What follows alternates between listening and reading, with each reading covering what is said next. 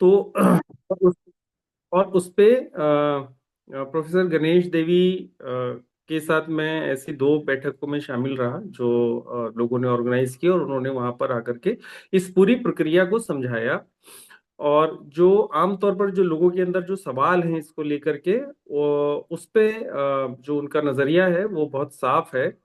और जो हमें ये बताता है कि लोगों के बीच जा करके जो मैसेजिंग होनी चाहिए, लोगों को जो जिस तरह की जानकारी मिलनी चाहिए, वो इस तरीके की बैठकों में इस तरह की बैठकें ज्यादा से ज्यादा हों, जिसमें लोग शामिल हों, और जो जानकारी लोग यहाँ से ले रहे हैं, जो जो सवाल उनके हैं, उन सवालों के जवाब के साथ जो यहाँ से जब वो जाएं, तो वो अपने समुदाय में लोगों से बातचीत में उनकी जिज्ञासाओं को शांत करें। खासकर अगर देखें तो जो सीमावर्ती जो इलाके हैं अलग अलग राज्यों में, जहां भी एसआईआर हुआ है, और ग्रामीण क्षेत्रों में, वहाँ बड़े पैमाने पर ये देखा जा रहा है कि लोगों को नोटिस इशू हो रही है। हम उसको सोशल मीडिया के माध्यम से, अखबारों के माध्यम से हम लोग लगातार उसको देख रहे हैं। और उसी के साथ साथ जो आने वाले समय में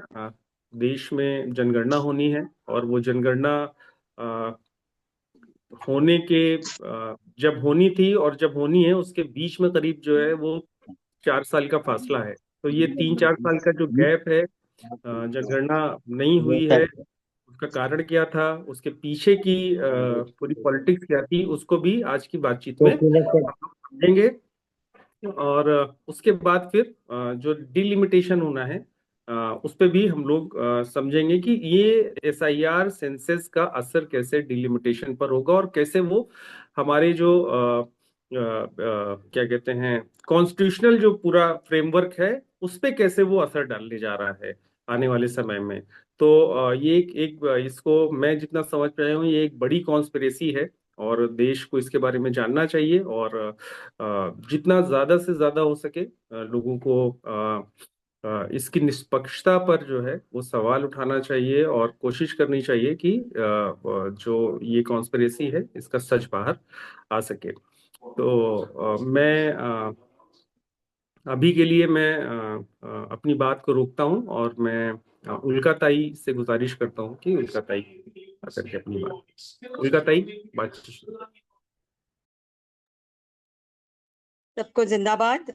डॉक्टर देवी सर और हमारे सारे साथी, देश भर से कई राज्यों से साथी यहाँ जुड़ गए हैं, और एक बहुत ही महत्वपूर्ण अहम विषय पर आज चर्चा होने जा रही है। डॉक्टर देवी का परिचय कराने की जिम्मेदारी मुझे सौंपी गई है।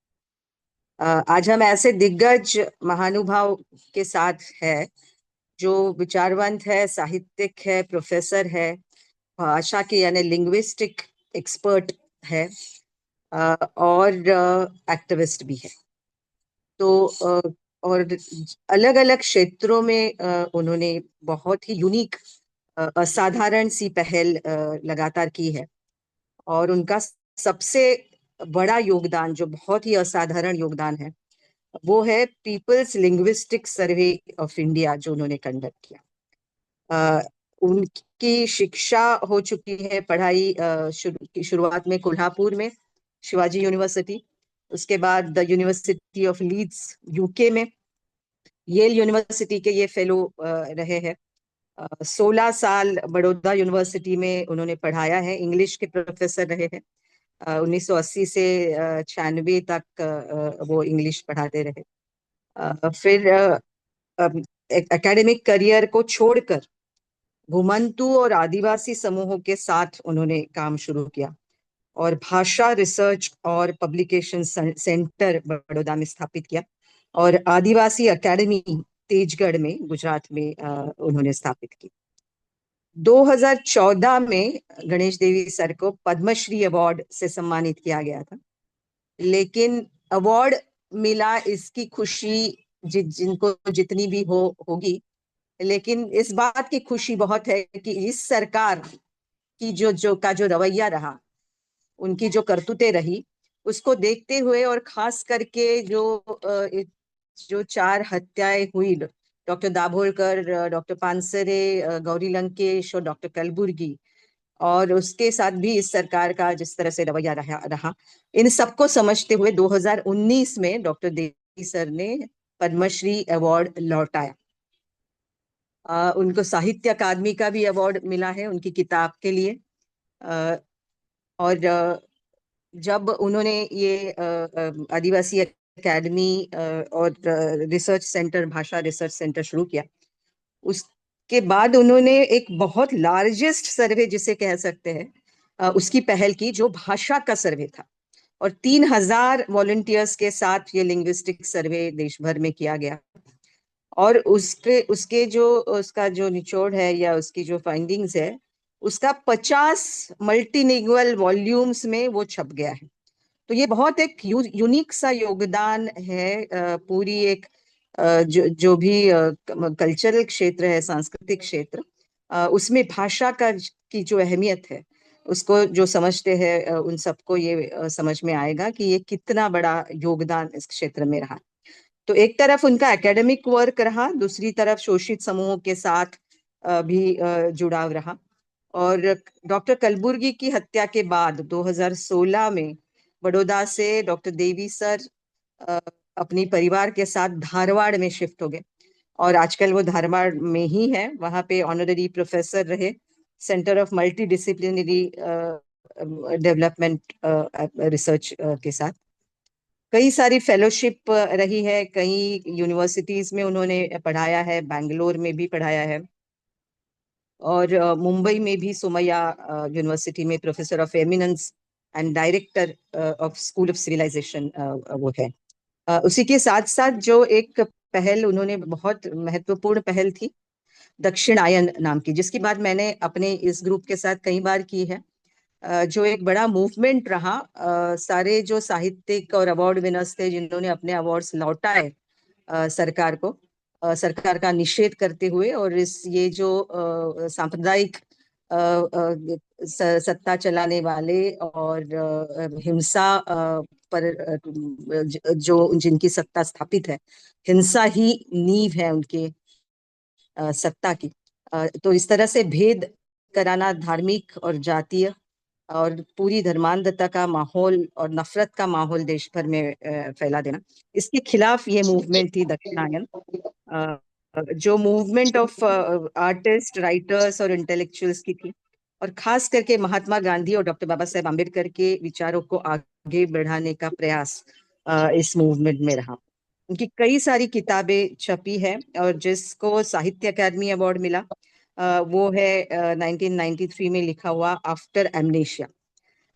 ये बहुत नवाजी गई है किताब, और कई सारी जो जो उन्होंने लिखा है बहुत नवाजा गया। और अवार्ड्स तो अनगिनत मिले हैं, बहुत सारे मिले हैं, लेकिन अवार्ड से ज्यादा उनकी पहचान है उनके काम से, उनकी कंट्रीब्यूशन से। सो डॉक्टर देवी सर, बहुत बहुत स्वागत है हमारे इस पूरे ग्रुप में। और हम आपका का इंतजार कर रहे हैं युवा फेस्टिवल के लिए भी, जो यूथ फेस्टिवल होने जा रहा है, उसमें भी आप आएंगे तो बहुत लोग आपसे मिलने उत्सुक हैं। अ, अभी के लिए मैं यहीं रुकती है, और डॉक्टर देवी जी, आप अपनी बात रखना शुरू कीजिए। बहुत खुशी है आप यहाँ जुड़ गए।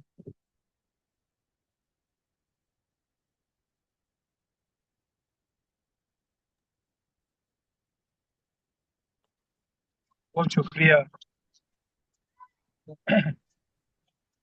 मेरे बारे में इतने अच्छे शब्द आपने इस्तेमाल किए, परिचय करवाए। मैं इस समय गाड़ी में बैठ के बात कर रहा हूँ कि मुझे कभी मैं कभी अन्य वक्त को देखूं कि गाड़ी से बात कर रहे, मुझे कुछ गुस्सा आता है।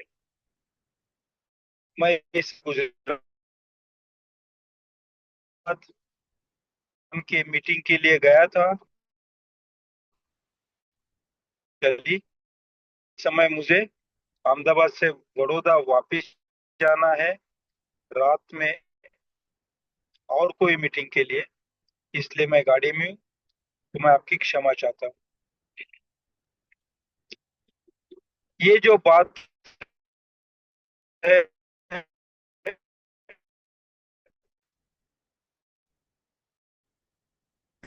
ऐसा है, सर आपकी आवाज नहीं आ रही। तो वीडियो बंद कर दीजिए, तो रास्ते आप में वीडियो हैं आप। बंद, जी वीडियो सेंसस बंद और कर दीजिए तो डिलिमिटेशन, आवाज ठीक से तो आएगी। में अपना एसआईआर मुद्दा बना था, तभी हमारे डर के लिए कारण बना। मेरी आवाज पहुंच रही है? सर आप वीडियो ऑफ कर दीजिए अपना, बस आने लगेगी, मतलब थोड़ा नेटवर्क का है। क्या हाँ अब बोलिए सर। मेरी आवाज आ रही है? जी जी जी। जी अब आ रही है। आप मेरी आवाज सुन सकते हैं? जी जी सर, हाँ स्पष्ट सर, नहीं आवाज आ आ रही है, रहा ठीक है। है, साफ नहीं आ रहा है। आ, ठीक है, मैं कोशिश करता हूँ, क्योंकि मैं अहमदाबाद और बड़ौदा के बीच में हाईवे पे हूँ, और अहमदाबाद में गया था मीटिंग के लिए, वहाँ लंबी मीटिंग चली, और बड़ौदा वापस पहुंचना है, इसलिए रास्ते पे हूँ। अगर आवाज बहुत ही खराब हो गई तो आप मुझे बताइए, तो मैं रुक जाऊंगा। लेकिन अगर आती हो तो भी बताइए कि आवाज आ रही है, तो मैं आगे की बात करूंगा। मैं बहुत धीरे जी, आ रही है, धीरे आ रही है गति आ में रही बोलूंगा। आ आवाज रही है आ रही आवाज है, आपकी। आवाज आ रही है। ठीक है, बहुत धन्यवाद।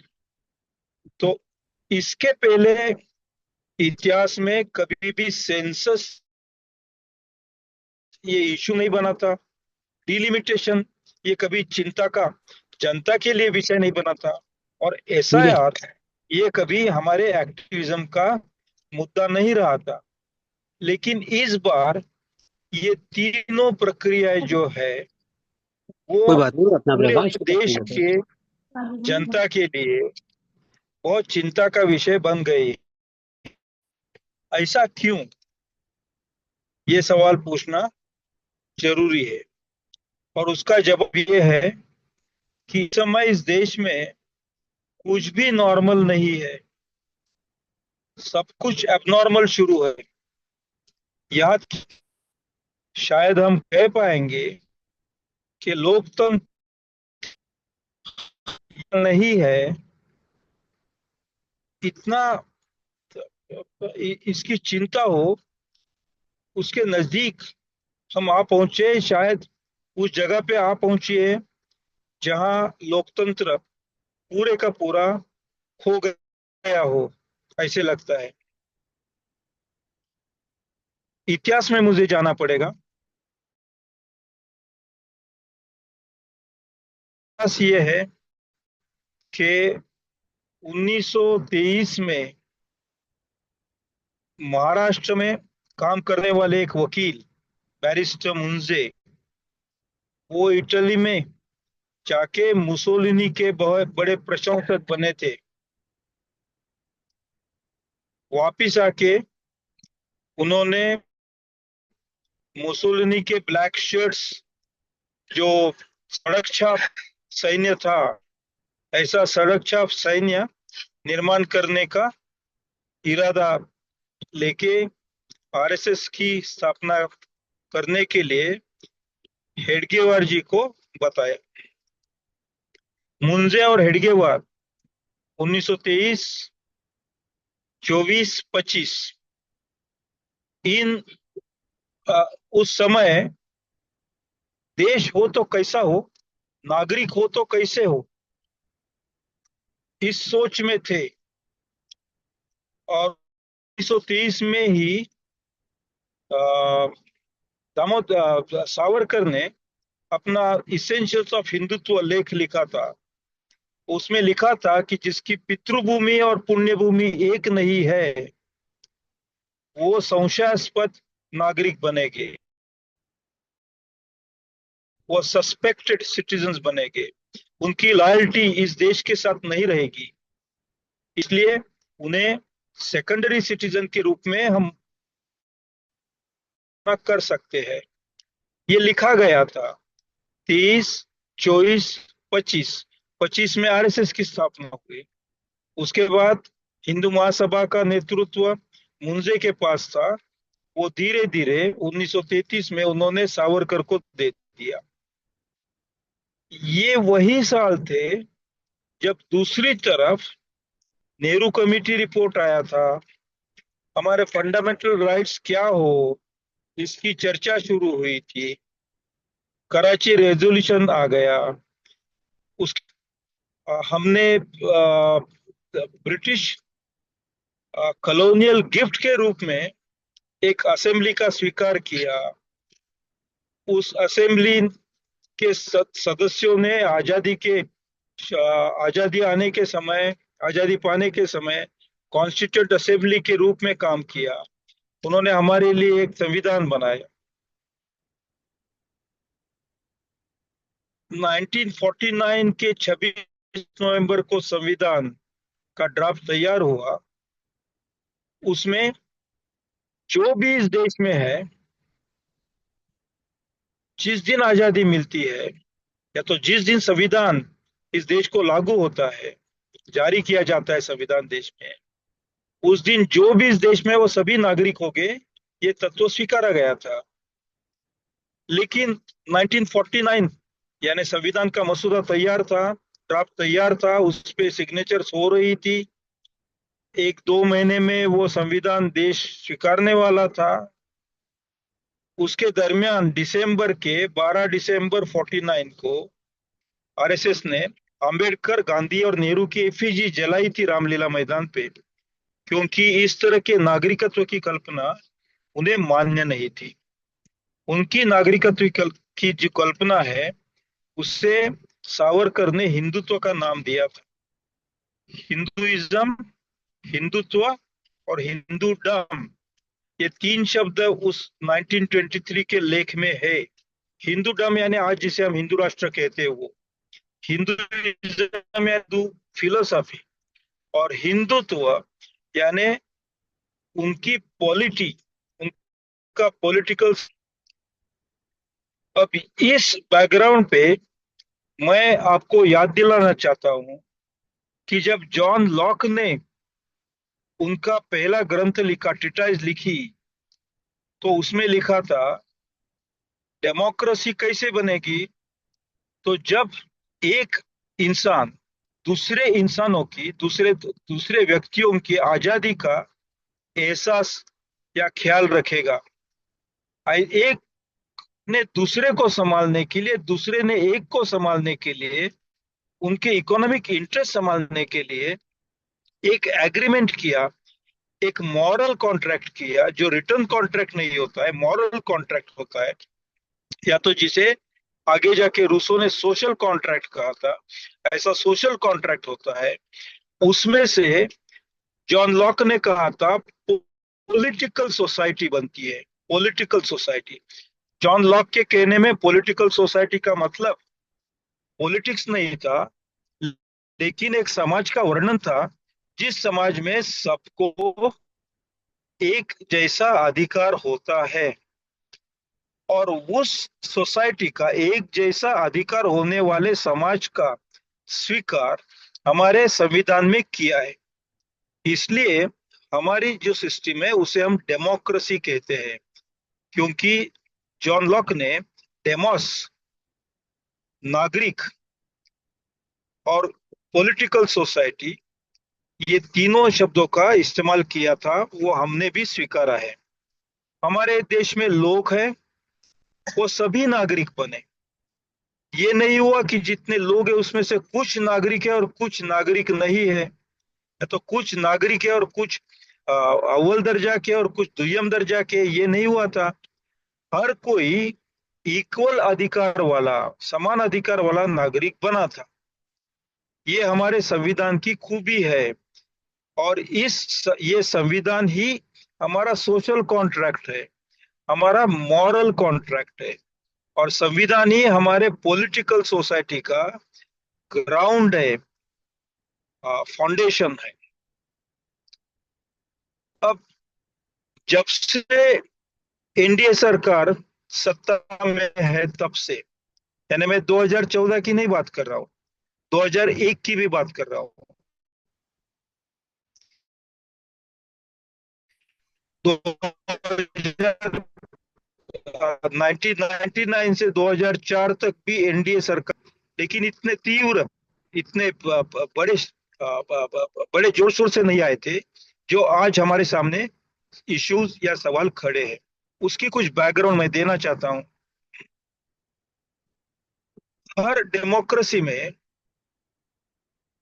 ये कल्पना होती है कि कोई एक व्यक्ति बहुत सारे व्यक्तियों का प्रतिनिधित्व करेगी, किसी प्रतिनिधि सभा में, किसी असेंबली में, किसी काउंसिल में, किसी सेनेट में, किसी कांग्रेस में, किसी पार्लियामेंट में एक व्यक्ति अन्य व्यक्तियों का प्रतिनिधित्व करती है। तो कितने सारे, कितने ज्यादा से ज्यादा कितने व्यक्तियों का प्रतिनिधित्व कर सकेगी?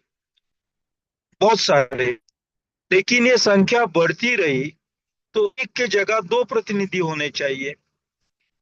इस विवेक से हर डेमोक्रेसी ने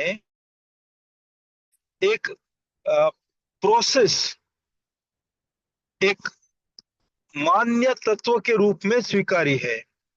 उस प्रोसेस का नाम है डिलिमिटेशन, यानी कितने प्रतिनिधि हो उसकी लिमिट हटाना, उसे डिलिमिटेशन, लिमिट हटाना, डिलिमिटेशन, ये नाम दिया गया है। हम जब आजाद हुए थे तो हमारे लोकसभा में कुछ 300 से ज्यादा, लगभग 400 एमपीज होते थे। उसके 10 साल बाद वो संख्या बढ़ाई गई, वो 400 तक ली गई, ली ले जाके उसके बाद फिर 10 साल के बाद वो संख्या फिर से बढ़ाई गई।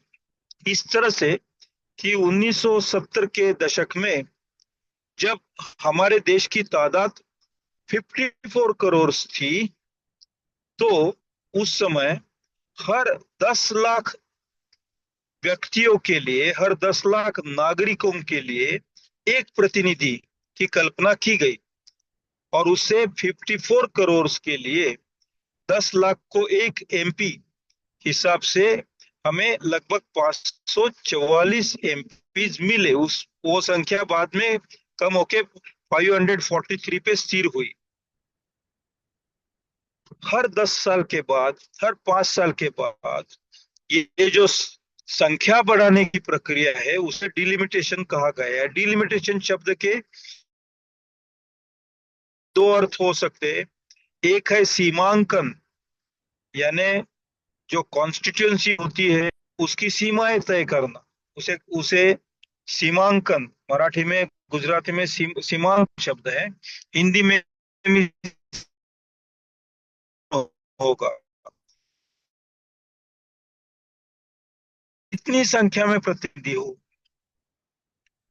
तो 1970 के दशक में जो प्रतिनिधि तय किए गए थे 540, उसमें फिर से एक बार 19 के दशक में बदलाव होना जरूरी था। लेकिन 1970 के दशक में सरकार के ये ध्यान में आया और विरोधी पक्षों ने भी उसमें सुर मिलाया, और सबने कि अलग अलग प्रांतों की, अलग अलग राज्यों की लोक संख्या की बढ़ती होने का जो दर है, बढ़ती होने का प्रमाण है, वो कम ज्यादा है। The rate at which the population was growing in different states, that rate was not uniform across the, it varied. Variation की रेंज बहुत बड़ी थी। कुछ राज्यों में हर कपल को 5 बच्चे, कुछ राज्यों में हर कपल को 3 बच्चे, कुछ राज्यों में हर कपल को 1। इस तरह से पॉपुलेशन बढ़ती थी। इसलिए 1970 के दशक में यह तय किया गया कि आने वाले 25 साल तक ये संख्यांकन नहीं करेंगे। सीमांकन भले हो सकता है, कॉन्स्टिट्यूएंसी का एरिया बदल सकता है, लेकिन रिप्रेजेंटेटिव्स की संख्या बदलेगी नहीं, जो है वही रहेगी। इसलिए 2001 तक, 25 साल तक ये संख्या 544 या 43 ऐसे ही रही। उस समय भी सीमांकन होना था, संख्यांकन होना था, डिलिमिटेशन कमीशन बनाया गया था, लेकिन फिर दोबारा वही मुद्दा कि अभी भी सभी राज्यों की पॉपुलेशन है, उसका रेट, उसकी गति अभी स्थिर नहीं हुई है। इसलिए यह तय किया गया कि फिर एक बार 25 साल तक राह देखे, और तब तक हमारे सभी राज्यों की लोक संख्या की जो ग्रोथ है, उसका उसकी गति समान बनी हुई समान बनी होगी। और 2002 में कानून हुआ कि 2026 के बाद जब भी चाहे हम संख्या, अब ये संख्या बढ़ाने की प्रक्रिया क्या है, उस प्रक्रिया को दो चीजें जरूरी होती है। एक चीज है डिलिमिटेशन कमीशन, और वो डिलिमिटेशन कमीशन 2 सदस्य प्राइमरी, तीसरा सदस्य ट्रांजिटरी, और 10 सदस्य जो होते हैं एसोसिएटेड सदस्य होते हैं। मैं समझाता हूं। जो 2 प्राइमरी सदस्य है उसमें चीफ इलेक्शन कमिटिया, ये उसका मेंबर होता है, और दूसरा सुप्रीम कोर्ट का कोई रिटायर्ड जज, ये मेंबर होता है। तीसरा मेंबर होता है, हर स्टेट में अलग अलग होता है, क्योंकि वो हर स्टेट में जो भी चीफ इलेक्शन कमिश्नर वो उसका मेंबर होता है।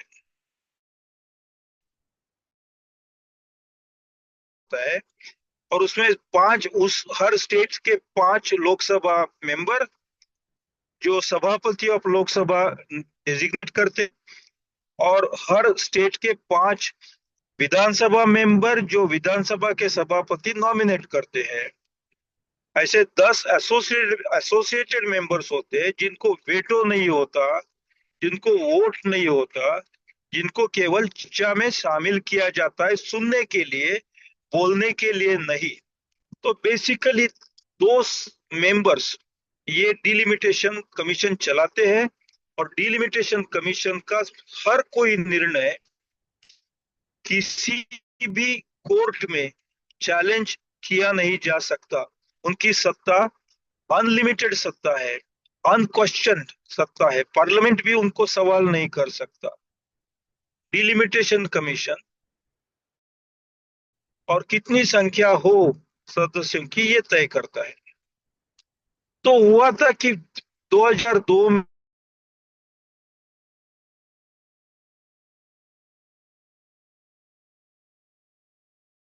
होता है, और सेंसस में जो डेटा है उसके आधार पे ही हो सकता है। Census data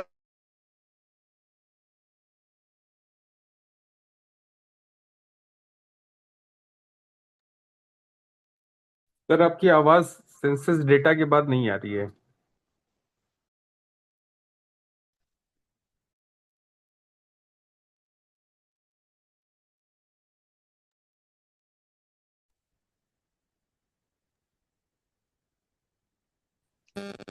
hello hello sir आप आ रही हेलो, है। आ रही है ना? अभी आ ठीक है। तो मैं ये कह रहा था कि डिलिमिटेशन करने के लिए सेंसस डेटा अनिवार्य होता है। सेंसस डेटा के सिवा और कोई भी डेटा डिलिमिटेशन कमीशन स्वीकार्य नहीं मानता है। नहीं है डिलिमिटेशन कमीशन को कोई भी अन्य डेटा इस्तेमाल करने के लिए।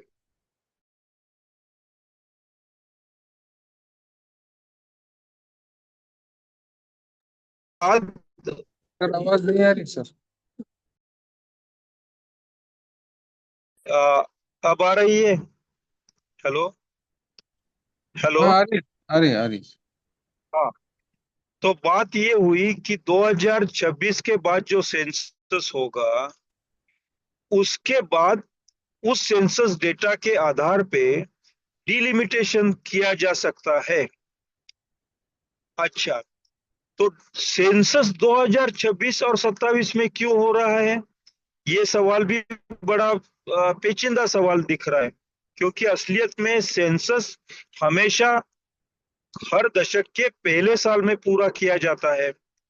जैसे 2021 को पूरा होना था, लेकिन कोरोना आया और वो पोस्टपोन किया गया। लेकिन ये भी जानना जरूरी है कि भारत एक इंटरनेशनल ट्रीटी से बंधा हुआ है, जिसे norms and principles of census, और उसमें जो अन्य देश है, उस सभी देशों ने उसमें से 184 देशों ने 2023 में सेंसस पूरा किया। लेकिन हमने नहीं किया, हमने पोस्टपोन किया। 2023 में कुंभ मेला हो सकता था, इलेक्शन रैलीज हो सकती थी, तो सेंसस भी हो सकता था। अगर 2021 में सेंसस करना ही था हमें, जिसकी तैयारियां हो चुकी थी, 2019 में ही तैयारियां पूरी हुई थी, तो वही उन्हीं तैयारियों के साथ 2021 का न हुआ सेंसस 2023 में जरूर हो सकता था। लेकिन हमारे देश में वो नहीं हुआ, वो पोस्टपोन किया गया। वो 9 बार पोस्टपोन किया गया, प्योरली एडमिनिस्ट्रेटिव ऑर्डर से पोस्टपोन किया गया। हर बार 3 महीने या 6 महीने, 4 महीने ऐसी पोस्टपोनमेंट होती रही, और एक बार भी उसकी कोई वजह बताई नहीं गई देश को। यानी ये जो पोस्टपोनमेंट ऑफ सेंसस है, वो बहुत मिस्टीरियस है, क्योंकि सेंसस की तैयारियां थी। हमारे देश ने यूनाइटेड नेशंस के नॉर्म स्वीकारे कि सेंसस 2021 में होना था, न हो सका तो 2023 में होना था। वो नॉर्म को नॉर्म वायलेट करते हुए और कोई भी वजह दिए बगैर सेंसस सेंसस का डिक्लेरेशन 2026 में हुआ है। 2026 में डिक्लेयर किया। सेंसस की रेफरेंस डेट होती है, यानी एक दिन उसका, जैसे हमारी जन्म तारीख, भले हम 9 महीने जन्म की प्रक्रिया में होते, जन्म की तारीख एक तय करते हैं, उस तरह से सेंसस की रेफरेंस डेट होती है 1 मार्च 2027। यानी technically that will be A census held after 26। यानी टेक्निकली, कानूनी नजर से, उस सेंसस के बाद डिलिमिटेशन हो सकता है। चलो, डिलिमिटेशन हुआ तो उसमें क्या है, वो तो होना ही चाहिए, क्योंकि वो लोकतांत्रिक प्रक्रिया है, हर देश में होती है, हमारे यहाँ भी इसके पूर्व हुई है। लेकिन इसमें सवाल ऐसे है कि आज भी पॉपुलेशन ग्रोथ के रेट स्टेडी नहीं हुए सभी राज्यों में, वो असमान ही है। अगर आज के पॉपुलेशन के बेसिस पे हम सभासद एमपीज की संख्या तय करते हैं, तो उसका मतलब है कि जिन राज्यों ने प्रगति की, आर्थिक प्रगति की, जिन्होंने महिलाओं के आरोग्य की अच्छी अच्छी तैयारी की, व्यवस्था की, और जिन्होंने अपनी पॉपुलेशन कंट्रोल में रखी, ऐसे स्टेट्स को लोकसभा में कम प्रतिनिधित्व मिलेगा। और जिन राज्यों ने पॉपुलेशन कंट्रोल में नहीं रखा, किसी भी प्रकार की वैद्यकीय व्यवस्था बहनों के लिए नहीं की, शिक्षा का प्रमाण कम रखा, ऐसे राज्यों को उसका लाभ होगा।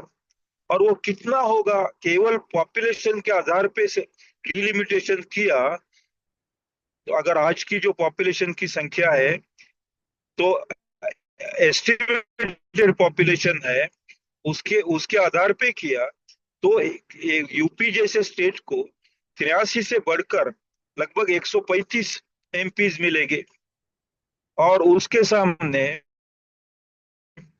दूसरे कोई स्टेट को, जैसे मणिपुर है, उसको बहुत कम मिलेंगे। और केरल को अभी जो है, उसमें कम से कम 3 या 4 एमपीज गंवाने लगेंगे। महाराष्ट्र को और गुजरात को एमपीज की संख्या कम स्वीकारनी पड़ेगी। तो ये सब गड़बड़, जिसे डेमोग्राफिक इनइक्वालिटी से पॉलिटिकल केओस पैदा हो सकता है देश में। अब पॉलिटिकल केओस कैसे पैदा होगा, है कि अगर दक्षिण के राज्यों को सीटें कम मिली तो आज उनका प्रतिनिधित्व पार्लियामेंट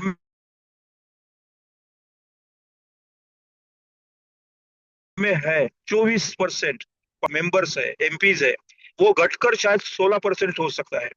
अगर दक्षिण के राज्यों का प्रतिनिधित्व 16% हुआ तो नॉन दक्षिणी राज्यों का प्रतिनिधित्व 84% होगा। 84% प्रतिनिधित्व के साथ अगर दक्षिण से जुड़ा हुआ कोई निर्णय पार्लियामेंट में लेना हो तो केवल मेजॉरिटी के भरोसे वो निर्णय दक्षिण को हितकारक ना होते हुए भी लिया जा सकेगा। ये सब उस बिल्कुल वही हालत नॉर्थ ईस्ट की होगी। नॉर्थ ईस्ट के सभी स्टेट्स में शायद मेघालय छोड़ के, मेघालय को कुछ लाभ हो सकता है, लेकिन बाकी सब स्टेट्स को इसका नुकसान भुगतना पड़ेगा। ये सब चिंताएं सामने है और साथ साथ ये भी चिंता है कि एसआईआर में जो प्रक्रिया हुई वो असलियत में कॉन्स्टिट्यूशनली वैलिडेटेड नहीं।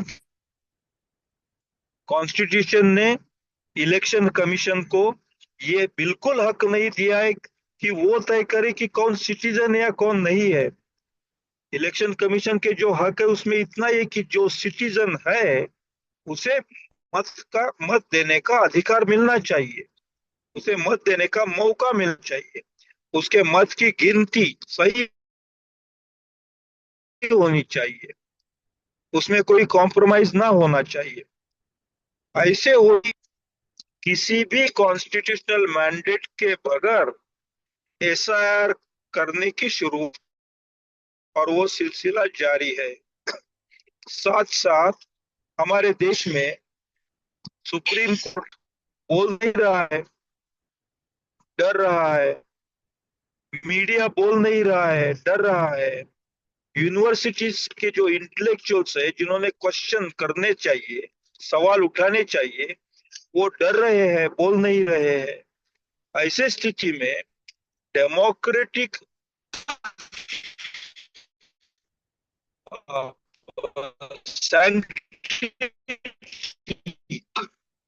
रखने के लिए एसआईआर के तरफ देखना और उसका सेंसस के साथ क्या संबंध है ये जानना बड़ा जरूरी है।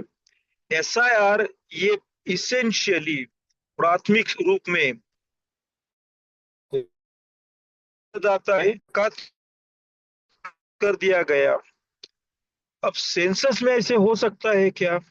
आमतौर पे हम कहेंगे सेंसस में ऐसा कभी नहीं हो सकेगा, क्योंकि हर किसी को सेंसस में अपना अस्तित्व दर्ज करने का मौका मिलता है।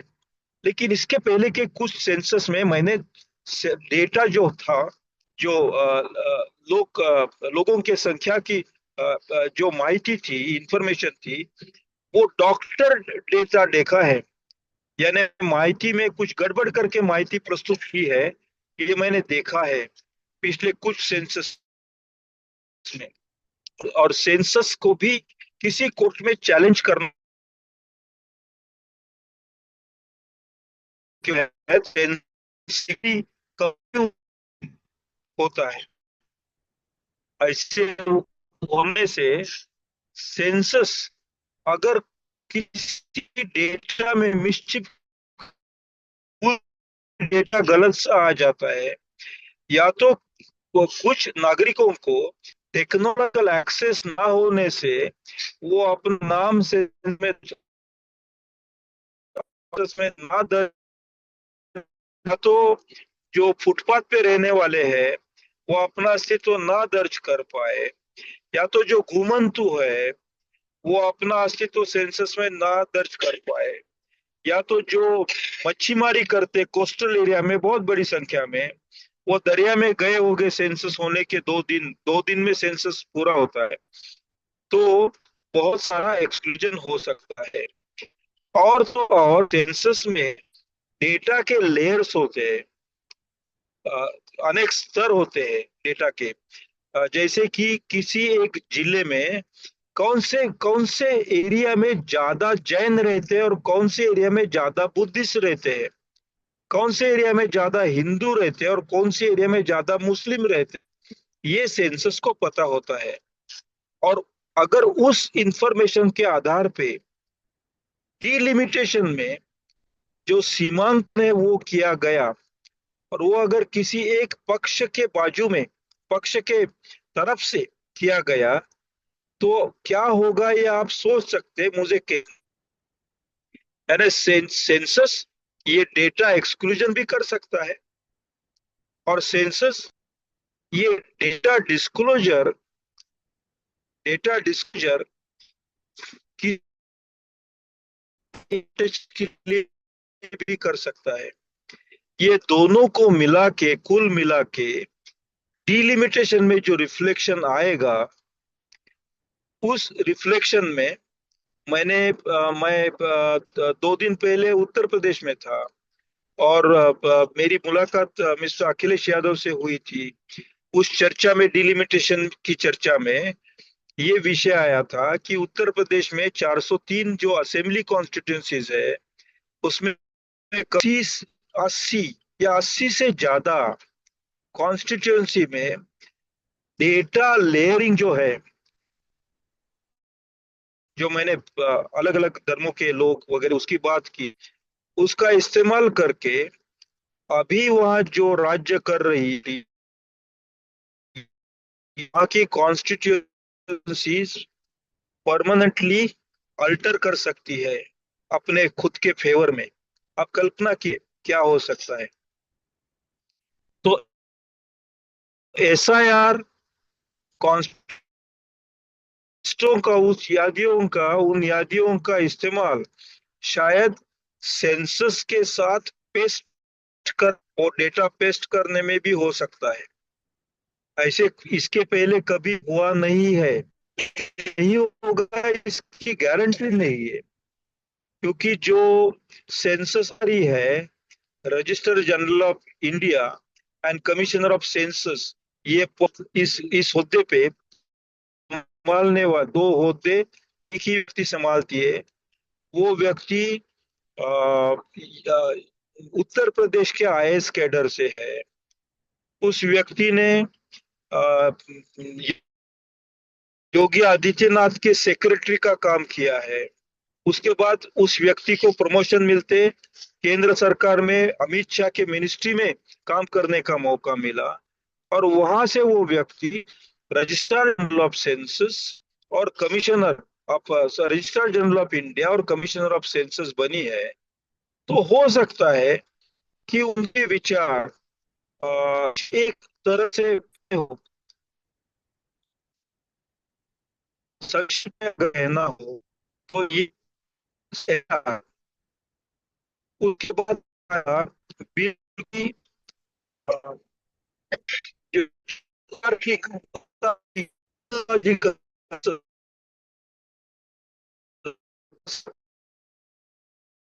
कभी भी कोई प्लानिंग के लिए 2011 के डेटा के साथ या 2041 के डेटा के साथ कंपेयर भी नहीं कर पाएगा।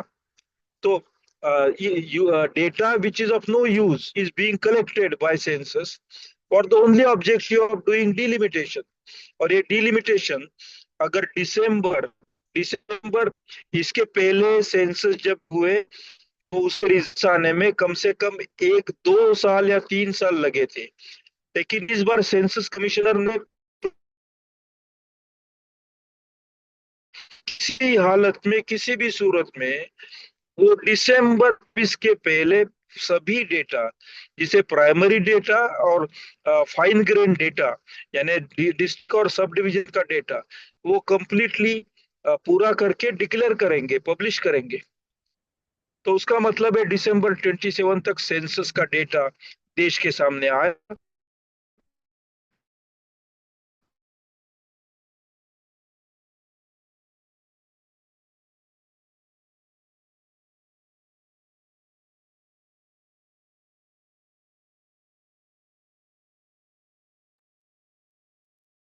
आवाज नहीं आ रही है।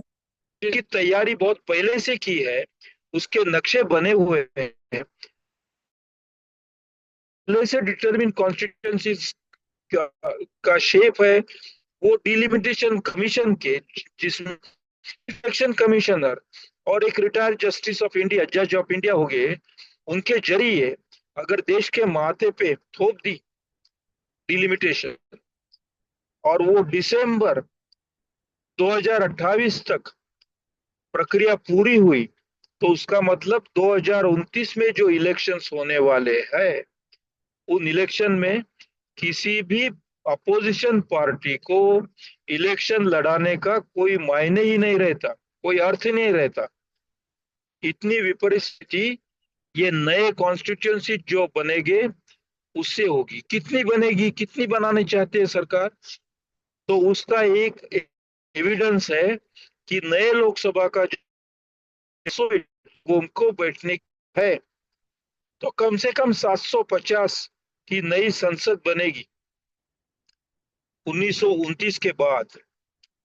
और 750 संसद में सदस्यों के एमपीज के संसद में अगर 75 या 80% मेजॉरिटी रखने वाली सरकार हो तो कॉन्स्टिट्यूशन के, संविधान के बहुत सारी धाराएं जो ये पक्ष और उनको प्रेरणा देने वाली संस्था आरएसएस बहुत पहले से करना चाहती है, धाराएं का बदलाव बड़े आसानी से 2/3 मेजोरिटी से भी ज्यादा मेजोरिटी से हो सकते हैं। वो बदलाव कौन कौन से है कि वो निकालना चाहते हैं शब्द सेक्युलर, वो निकालना चाहते हैं वो धारा जिसमें शब्द है सोशलिस्ट, वो निकालना चाहते हैं वो धारा जिसमें माइनॉरिटी का अर्थ एक्सप्लेन किया है, वो चाहते हैं कि minority should be state specific and not nation specific, यानी हर राज्य में माइनॉरिटी शब्द का अर्थ अलग होगा। वो चाहते हैं कि basic fund structure of constitution नाम का जो प्रिंसिपल है वो निकालना चाहते हैं। उसका मतलब हुआ वो किताब रहेगी, संविधान की किताब रहेगी, लेकिन संविधान की आत्मा नहीं रहेगी। इसका मतलब है कि संविधान के आने वाले समय में पुतले भी बनेंगे बड़े बड़े, संविधान पार्क्स बनेंगे, संविधान स्ट्रीट्स या स्क्वायर्स बनेंगे, लेकिन संविधान ने जो हमें आजादी दी है, फंडामेंटल राइट्स दिए है, फ्रीडम ऑफ एक्सप्रेशन दिया है, फ्रीडम ऑफ आएगा, वो चाहते हैं कि आप about religion, right to religion,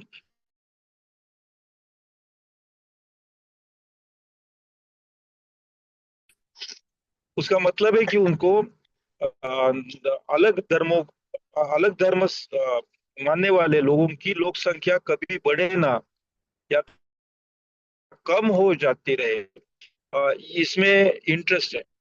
ये सब बड़ा डरावना चित्र है और ये हमारे सामने है। असलियत तो ये है कि हम, हमारे में से बहुत कहते हैं लोकशाही खतरे में है, तो असलियत में लोकशाही खतरे में नहीं है, लोकशाही बिल्कुल खत्म हो गई है। उसको अब खतरे से कोई खतरा नहीं है क्योंकि वो खत्म हो गई है। और अगर जो सामने प्रक्रिया है सेंसस और डिलिमिटेशन की, वो जिस ढंग से सामने आ रही है आने वाले 2 साल में, वो पूरी, तो समझिए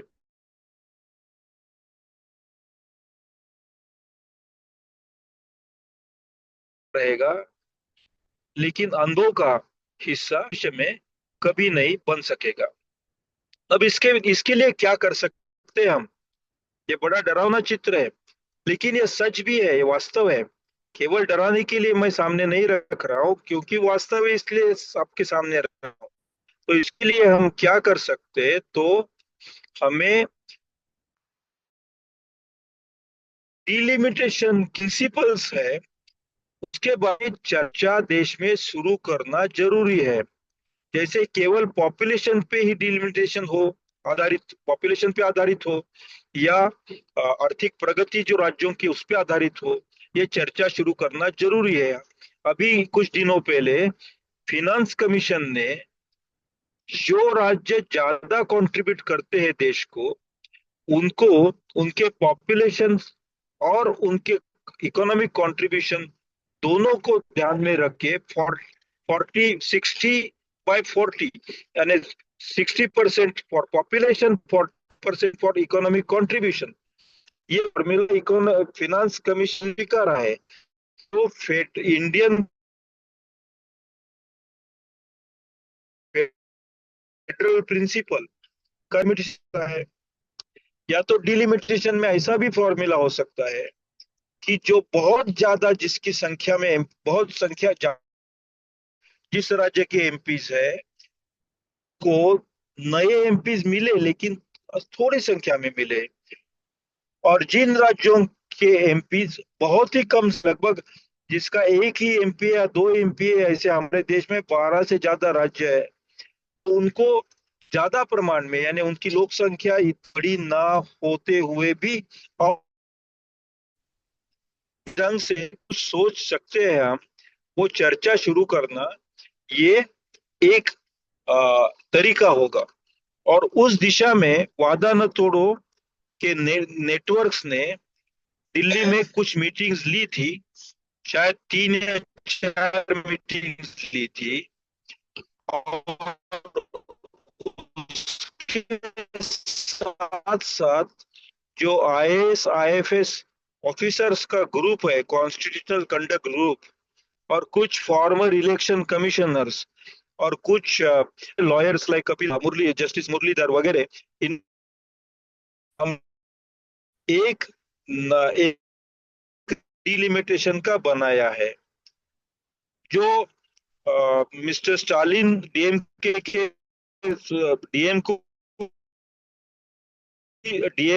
को भी, अखिलेश यादव को भी एक्सेप्टेबल है।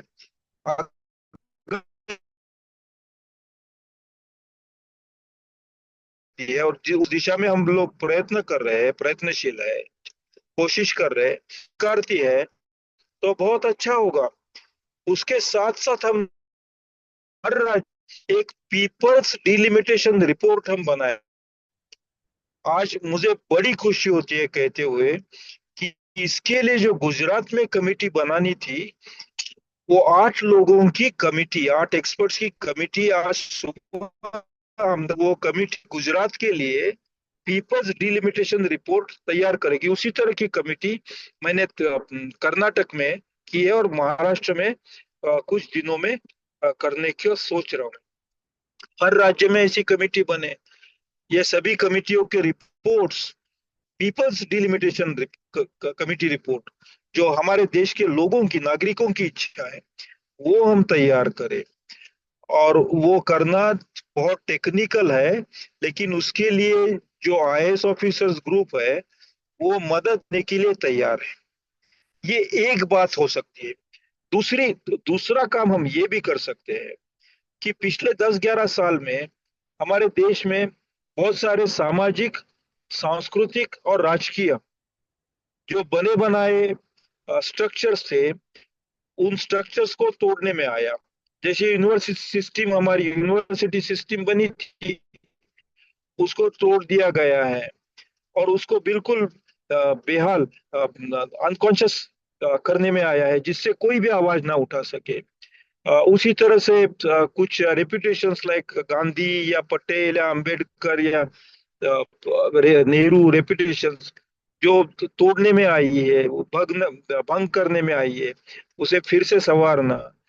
उसी तरह से जैसे इलेक्शन कमीशन, यूपीएससी, ऐसी जो संस्थाएं हैं, या तो इंडियन इंस्टीट्यूट ऑफ स्टैटिस्टिक्स, ये social science research, ICSR, UGC वगैरह वगैरह, तो जो भी तोड़ने में आया है उसे फिर से कैसा खड़ा करे, उसके बारे में भी हर स्टेट में हम लोग कुछ कमिटी ने तैयार कर रहे हैं, जिससे एक बार संविधान बना था, जैसे संविधान कॉन्स्टिट्यूएंट असेंबली थी, उसी तरह से एक इंडिया रिकंस्ट्रक्शन असेंबली बने, और उससे इस रेजिम के बाद देश कैसा हो इसका चित्र स्पष्ट होगा। वो भी कर सकते।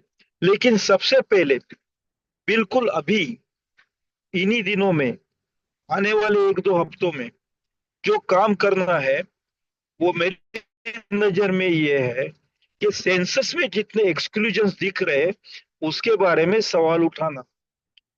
तो इसमें 5 तरह के एक्सक्लूजन्स है। एक टेक्नोलॉजी का एक्सेस ना हो, उनका एन्यूमरेशन करने की क्या मेथड होगी? ये सवाल आरटीआई के तहत सेंसस को भेजना पड़ेगा। दूसरा सवाल, जिन भाषाओं की गिनती सेंसस नहीं करता है, ऐसी बहुत बड़ी संख्या में भाषाएं हैं, जो लाखों लोग बोलते हैं, ऐसी भी भाषा, जैसे बंजारों की भाषा एक एग्जांपल मैं दे रहा हूँ, लेकिन ऐसे बहुत सारे कम्युनिटीज का इंक्लूजन, लिंग्विस्टिक इंक्लूजन सेंसस में क्यों नहीं कर रहे? ये सवाल आरटीआई के तहत सेंसस अथॉरिटी को भेजना पड़ेगा। उसके बाद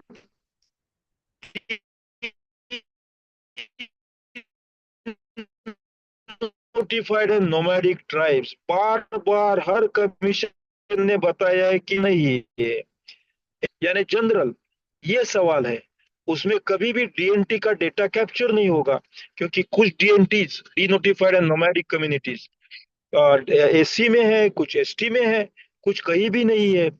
तो वो एससी और एसटी और अदर्स में उसकी जानकारी आ ही नहीं सकती, उसका अलग सवाल होना चाहिए। और उससे भी बड़ा सवाल ये है कि जो ओबीसीज है, उनकी जानकारी सेंसस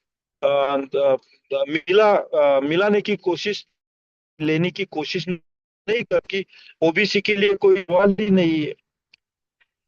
उससे भी फिलोसॉफिकल इम्पोर्टेंस, लीगल इम्पोर्टेंस सवाल ये है कि जो सेंसस में सवाल है कि आपका धर्म क्या है, तो उसमें ड्रॉप डाउन, उसमें उसमें कुछ ऑप्शंस दिए हैं।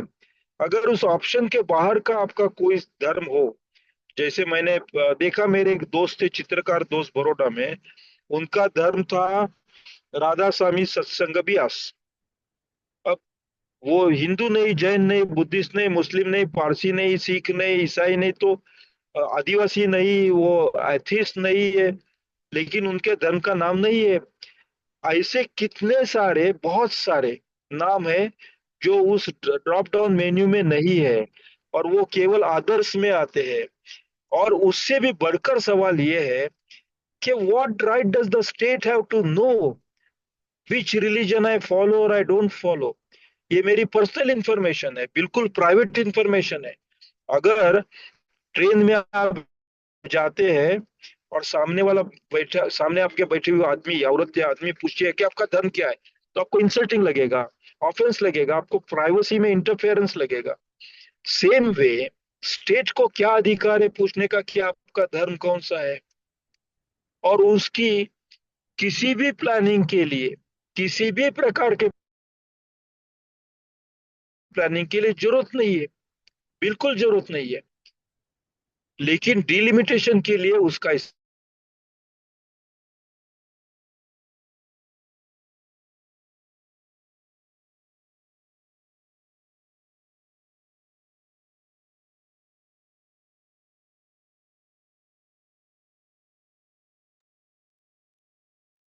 हेलो सर, आवाज नहीं आ रही। हेलो। संभव हो सकता है, क्योंकि सेंसस पूरा होने के बाद जुडिशियबल नहीं रहता। सेंसस पूरा होने के बाद कोर्ट में ले लिया जा नहीं सकता। सेंसस शुरू होने के पहले कोर्ट उसे सवाल पूछ सकती है। शायद मैंने बहुत बातें की, बहुत, बहुत समय लिया, और मैं एक जगह खड़ा रह के बैठ के बात नहीं कर पाया, आवाज में बीच में गड़बड़ी आई होगी, इसके लिए मैं क्षमा चाहता हूँ। लेकिन साथियों, मैं मेरे दिल से बहुत गंभीरता से आपको ये कहना चाहता हूँ कि ये जो समय है हमारे देश के इतिहास में, आने वाले 2 या 3 साल, इसमें मैं इलेक्शन की बात नहीं कर रहा हूँ, कौन सी पार्टी जीतेगी, कौन सी, अलग अलग स्टेट में अलग अलग कॉम्बिनेशन है, वो सभी बातें अलग। लेकिन constitutionally the constitution is being killed, the constitution is being destroyed by using constitutional methods.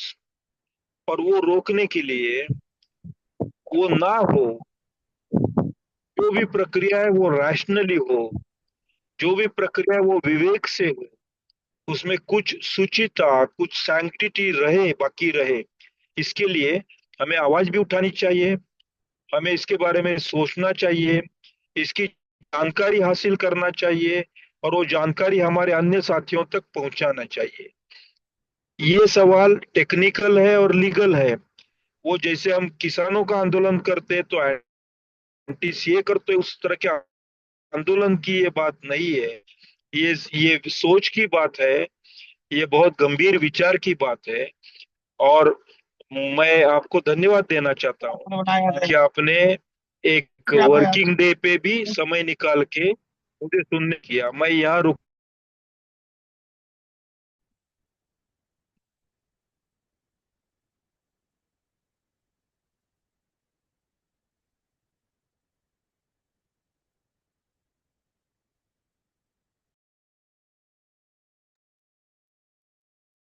मेरी बात पूरी हो गई है। ठीक है, कोलकाता ही। हाँ,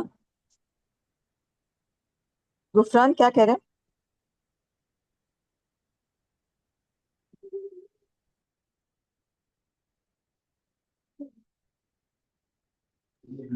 कोलकाता ही, आपकी आवाज नहीं आ रही है। हाँ नहीं, मुझे क्या, आप सवाल कंटिन्यू। जवाब चलाओगे ना गुफरान? ठीक है। जी ठीक है। ठीक है। तो शुक्रिया प्रोफेसर गणेश देवी, आप लगातार सफर में होते हुए आपने आज की इस बातचीत में आप शामिल हुए। और जरूर बीच में थोड़ा सा ट्रबल रहा, लेकिन मुझे लगता है कि करीब करीब बातचीत पूरी आ गई है, और बहुत बेहतर तरीके से आपने इस पूरी प्रक्रिया को समझाया है। तो मैं बस लोगों से गुजारिश करता हूँ कि जो सवाल साथियों के होंगे तो वो प्लीज एक एक करके हम लोग हैंड रेस करें, और उसके बाद अपने सवाल को पूछें। तो अगर आपके सवाल हैं तो हम ओपन सेशन कर रहे हैं। अ, रामचंद्र का सवाल है महाराष्ट्र से। जी प्लीज। पूछिए। जी रामचंद्र, आप म्यूट है।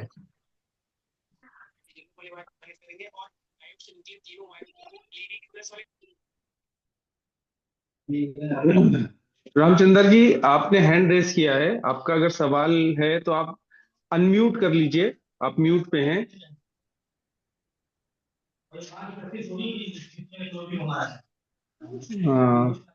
ठीक है, तो उनकी तरफ से कोई वो नहीं है, तो राहुल श्रीवास्तव जी की तरफ चलते हैं। राहुल जी, आप प्लीज अनम्यूट करिए और अपना सवाल। आ रहा है सर? पहले तो बहुत बहुत शुक्रिया। हेलो। आई एम ऑडिबल ना? या मेरा वॉइस आ हाँ रहा हाँ, है ना? आपकी आवाज आ रही है, गुफरन। प्लीज पूछिए। जी जी। ओके। आ, सबसे पहले तो शुक्रिया, बहुत ही एक नए विषय पे जानकारी देने के लिए। चूंकि मैं मध्य प्रदेश में ट्राइबल पॉपुलेशन के साथ थोड़ा काम करता हूँ, तो इसका इम्पैक्ट खासकर मध्य प्रदेश के अकॉर्डिंग क्या हो सकता है पूरे सेंसेक्स और इसको पूरी प्रक्रियाओं को लेके तो थोड़ा समझना है, क्योंकि यहाँ पे मध्य प्रदेश का टोटल पॉपुलेशन 21% एसटी का और 15% एससी है। तो आई थिंक 37% पॉपुलेशन हो, फिर इसको यहाँ का जो पूरा 40 लोकसभा है यहाँ पे। हाँ, तो उसमें हम कैसे देखें और इनके राइट्स को कैसे समझेंगे, वो थोड़ा समझ सकता हूँ। मैं जी। शुक्रिया। आदिवासी के जो मतदार संघ आरक्षित होते हैं, उसमेमें 60% से ज्यादा आदिवासी संख्या हो या जी 50% से ज्यादा आदिवासी संख्या हो, तो वो आरक्षित संघ कॉन्स्टिट्यूंसी बनती है। अगर अगर डिलिमिटेशन में ओके। एरियाज में बदलाव किया, एरिया में, जैसे आपके एक डिस्ट्रिक्ट के 3 तालुका एक डिस्ट्रिक्ट में, जी एक कॉन्स्टिट्यूंसी में, और 2 तालुके दूसरे कॉन्स्टिट्यूंसी में डाल दिए, तो जो 2 तालुका दूसरे कॉन्स्टिट्यूंसी में चले जाएंगे, जी वहां के आदिवासी माइनॉरिटी में जाएंगे उस डिस्ट्रिक्ट में। तो फिर जो रिजर्व कॉन्स्टिट्यूंसीज है, वो कोई परमानेंट रिजर्व कॉन्स्टिट्यूंसीज नहीं होती है। ये सरकार रिजर्व कॉन्स्टिट्यूंसी की जगह बदल सकेगी। आदिवासी के कौन से जिले रिजर्व कॉन्स्टिट्यूंसीज हो, ये बदल सकती है, क्योंकि आदिवासी का परसेंटेज अगर 8% हो पूरे पॉपुलेशन में, तो 8% कॉन्स्टिट्यूंसी रिजर्व करना पड़ता है आदिवासियों के लिए। लेकिन कौन सी जी कॉन्स्टिट्यूंसी रिजर्व करे, ये तय करने के लिए उस हर डिस्ट्रिक्ट में आदिवासी कितने हैं और गैर आदिवासी कितने हैं, इसका कंपोजिशन क्या है, ध्यान में लेके ही कॉन्स्टिट्यूंसी रिजर्व होती है। सो बेसिकली जिसको ट्राइबल रिजर्व ट्राइबल कॉन्स्टिट्यूंसी के साथ छेड़छाड़ करने का मन हो, अगर डिलिमिटेशन कमीशन को, तो वो कर सकेगा, ये बात है। हाँ जी, बस मैं एक चीज और पूछना, जैसे हमारे एमपी में लगभग 20 डिस्ट्रिक्ट्स हैं जो ट्राइबल या फिफ्थ शेड्यूल में है, तो उस पे भी इम्पैक्ट आएगा क्या? मतलब ऑलरेडी रिजर्व है वहाँ पे ट्राइबल नहीं सीट, नहीं, देखिए, तो मैं समझ इसमें रहा हूँ आपके कैसे आपके जो देखेंगे? 20, आपके जो 20 ट्राइबल डिस्ट्रिक्ट से आप जो कहते हैं, वो 20 है, या हम कैसे समझते हैं, क्योंकि जी 2011 के सेंसस में वो दिखाया गया था। अगर इस सेंसस में कोई नया चित्र वो सामने लाते जी हैं, खास करके ऐसे ट्राइबल डिस्ट्रिक्ट जहाँ माइनिंग करने के लिए कोई बड़े, तो उसे नॉन ट्राइबल डिस्ट्रिक्ट बना देते हैं। उसे फिर जमीन ट्रांसफर के कानून अलग से, हम्म, ये सब चीजें, बहुत कॉरपोरेट इंटरेस्ट इसमें, बहुत कॉरपोरेट कॉरपोरेट के जो वेस्टेड इंटरेस्ट है, निजी स्वार्थ है, ये डिलिमिटेशन कमीशन के पीछे से छुप छुप के बहुत काम करते रहते हैं कॉन्स्टिट्यूंसी का तय करने के लिए। क्योंकि जमीन का सवाल होता है, पानी का रिसोर्स का सवाल होता है, माइंस का माइनिंग का सवाल होता है, ये सब इसमें चीजें आ सकती है। ठीक है, शुक्रिया। तो अगला सवाल लेते हैं। अभी जी हमारे तो पास फिर रामचंद्र जी हैं, राजीव रंजन जी हैं और अभिषेक भाई हैं। तो रामचंद्र जी, आप प्लीज अपना सवाल हेलो सर, पूछिए। आवाज आ रही है? दौड़ के। आ रही, हाँ आ हाँ, रही है। सर दौड़ के। हाँ, मैं दौड़ के बोल रहा हूँ सर, नागपुर। आवाज आ रही है क्या सर?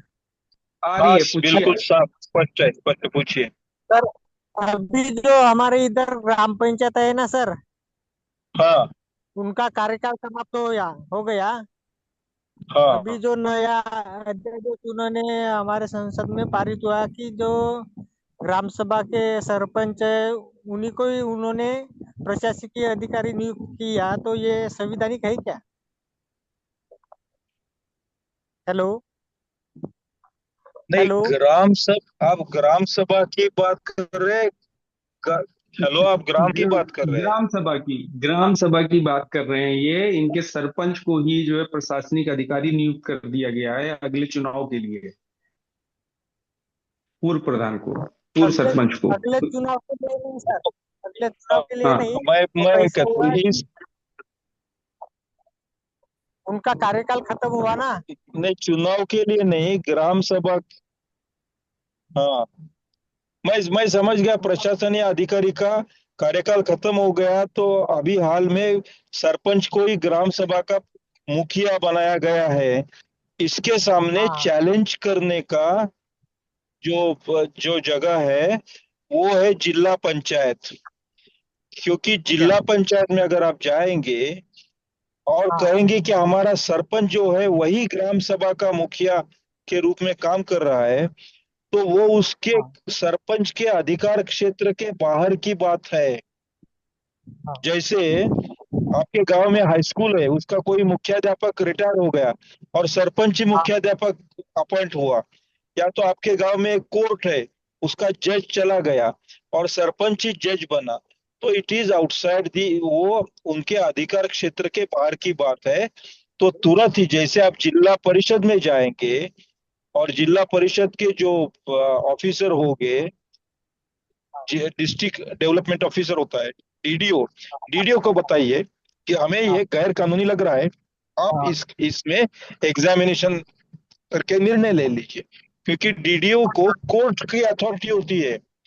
ये बड़ी इंटरेस्टिंग बात है, डीडीओ हमारे देश में कुछ कलेक्टर को कुछ कोर्ट के राइट्स होते हैं, उसी तरह से डीडीओ को कुछ न्यायपालिका के राइट्स होते हैं, तो आप डीडीओ के पास जाइए और ये तकरार रखिए, लेकिन वो सर आपका काम कहेंगे हो कि वो जाएगा। संसद से पारित, लेकिन उनका नहीं मानना सर, ये होगा नहीं सर कि नहीं वो ये संसद से पारित तो क्या है। नहीं नहीं नहीं नहीं नहीं सर, संसद से ऐसा कुछ भी पारित नहीं हुआ है। अगर अब ये इंफॉर्मेशन गलत इंफॉर्मेशन दे रहे हैं। आप जिला परिषद के डिस्ट्रिक्ट डेवलपमेंट ऑफिसर के पास जाके पूछिए कि संसद से पारित पारित हो गया कानून हो तो उसकी नकल हमें दे दीजिए। ठीक ठीक है, तो ठीक है, राजीव धन्यवाद। रंजन जी दिखाओ, ने हैंड वो हैंड हमें रेस नहीं, किया था। एसआर के समय आते बोलते कागज दिखाओ, तो हमें भी बोलना पड़ेगा कागज दिखाओ। ऐसा कानून नहीं है इस देश में। वो चैलेंज, आप चैलेंज कर सकते हैं। हाँ, ठीक है, तो राजीव रंजन जी ने हैंड रेस किया था। अगर वो उन तक आवाज जा रही है तो वो अपना वो सवाल। जुड़ रहे हैं, वो एक्चुअली एग्जिट हो गए थे, दोबारा जुड़ रहे हैं। ठीक है, अभिषेक भाई। हाँ गुफरान भाई, आवाज आ रही है? जी जी, बिल्कुल आवाज आ रही है। हाँ सर, नमस्ते। नमस्ते। सर मेरी दो जिज्ञासाएं हैं। हाँ हाँ अ, पहली, दोनों एक साथ बोल दूं मैं? हाँ। हाँ हाँ, दोनों एक साथ बोलिए।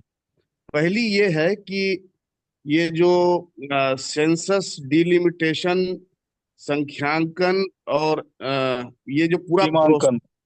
हाँ, या ये हाँ, पूरा जो प्रोसेस है, ये स्टेट की पॉलिसी का मसला है ना? स्टेट करेक्ट स्टेट मतलब गवर्नमेंट कोई भी रहे, ये जिस टाइमलाइन पे हो रहा करेक्ट है करेक्ट, उसी टाइमलाइन पे होता है। ठीक है ना? सही है, सही है। तो सवाल सवाल मतलब जिज्ञासा ये है कि जो सावरकर या हेडगेवार या आरएसएस या वट एवर जो भी आइडियोलॉजी इस सरकार की है, हाँ, हम्म हम्म उससे स्टेट की पॉलिसी का सीधा रिश्ता जुड़ता है कोई, या स्टेट की ये पॉलिसी उनके कोइंसिडेंटली गवर्नमेंट में रहने के कारण उनके काम आने वाली है? मतलब करेक्ट अगर कुछ भी होती यहाँ पे गवर्नमेंट में, तो क्या वो भी इस स्टेट पॉलिसी का लाभ नहीं उठाती और निरंकुश नहीं होती? पहला सवाल, है ना? Correct correct. हम्म दूसरा सवाल हम्म ये है कि पिछले हम्म 10-15 साल में हमने गवर्नेंस में और पूरे पॉलिटी में, डेमोक्रेसी के फंक्शनिंग में पार्लियामेंट की घटती हुई भूमिका को देखा है। हाँ, और ये हम्म। पार्लियामेंट की घटती भूमिका यूपीए से लेके कंटिन्यूअसली अब तक जारी है। और हमने हम्म। देखा है कि लगातार इसमें उद्योगपतियों और अरबपतियों की एंट्री बढ़ती गई है। हाँ, हाँ। तो एक ऐसी स्थिति में जबकि पार्लियामेंट कॉन्स्टिट्यूशनली देश को नहीं चला रही है बल्कि पीएमओ से देश चल रहा है, हम्म। क्या ही फर्क पड़ जाएगा कि 500 की जगह 700 या 900 या 1100 लोग आ जाएंगे?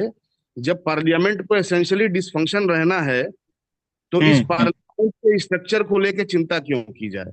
ये दो सवाल हैं मेरे। ये आपके सवाल जो है जी। वो बिल्कुल सही सवाल है, और वस्तु स्थिति को ध्यान में रख के, वास्तव को ध्यान में रख के आपने पूछे हैं। और आपके सवाल में ही उसका जवाब है जी। कि अगर कोई प्राइम मिनिस्टर एक पुतिन जैसे स्टाइल में संसद का फंक्शनिंग चलाता हो, अगर सांसद जो है वो प्राइम मिनिस्टर को या तो उनके मंत्री परिषद को सवाल पूछने में नाकाम रहते हो, या तो पार्लियामेंट के फंक्शनिंग में बहुत सारी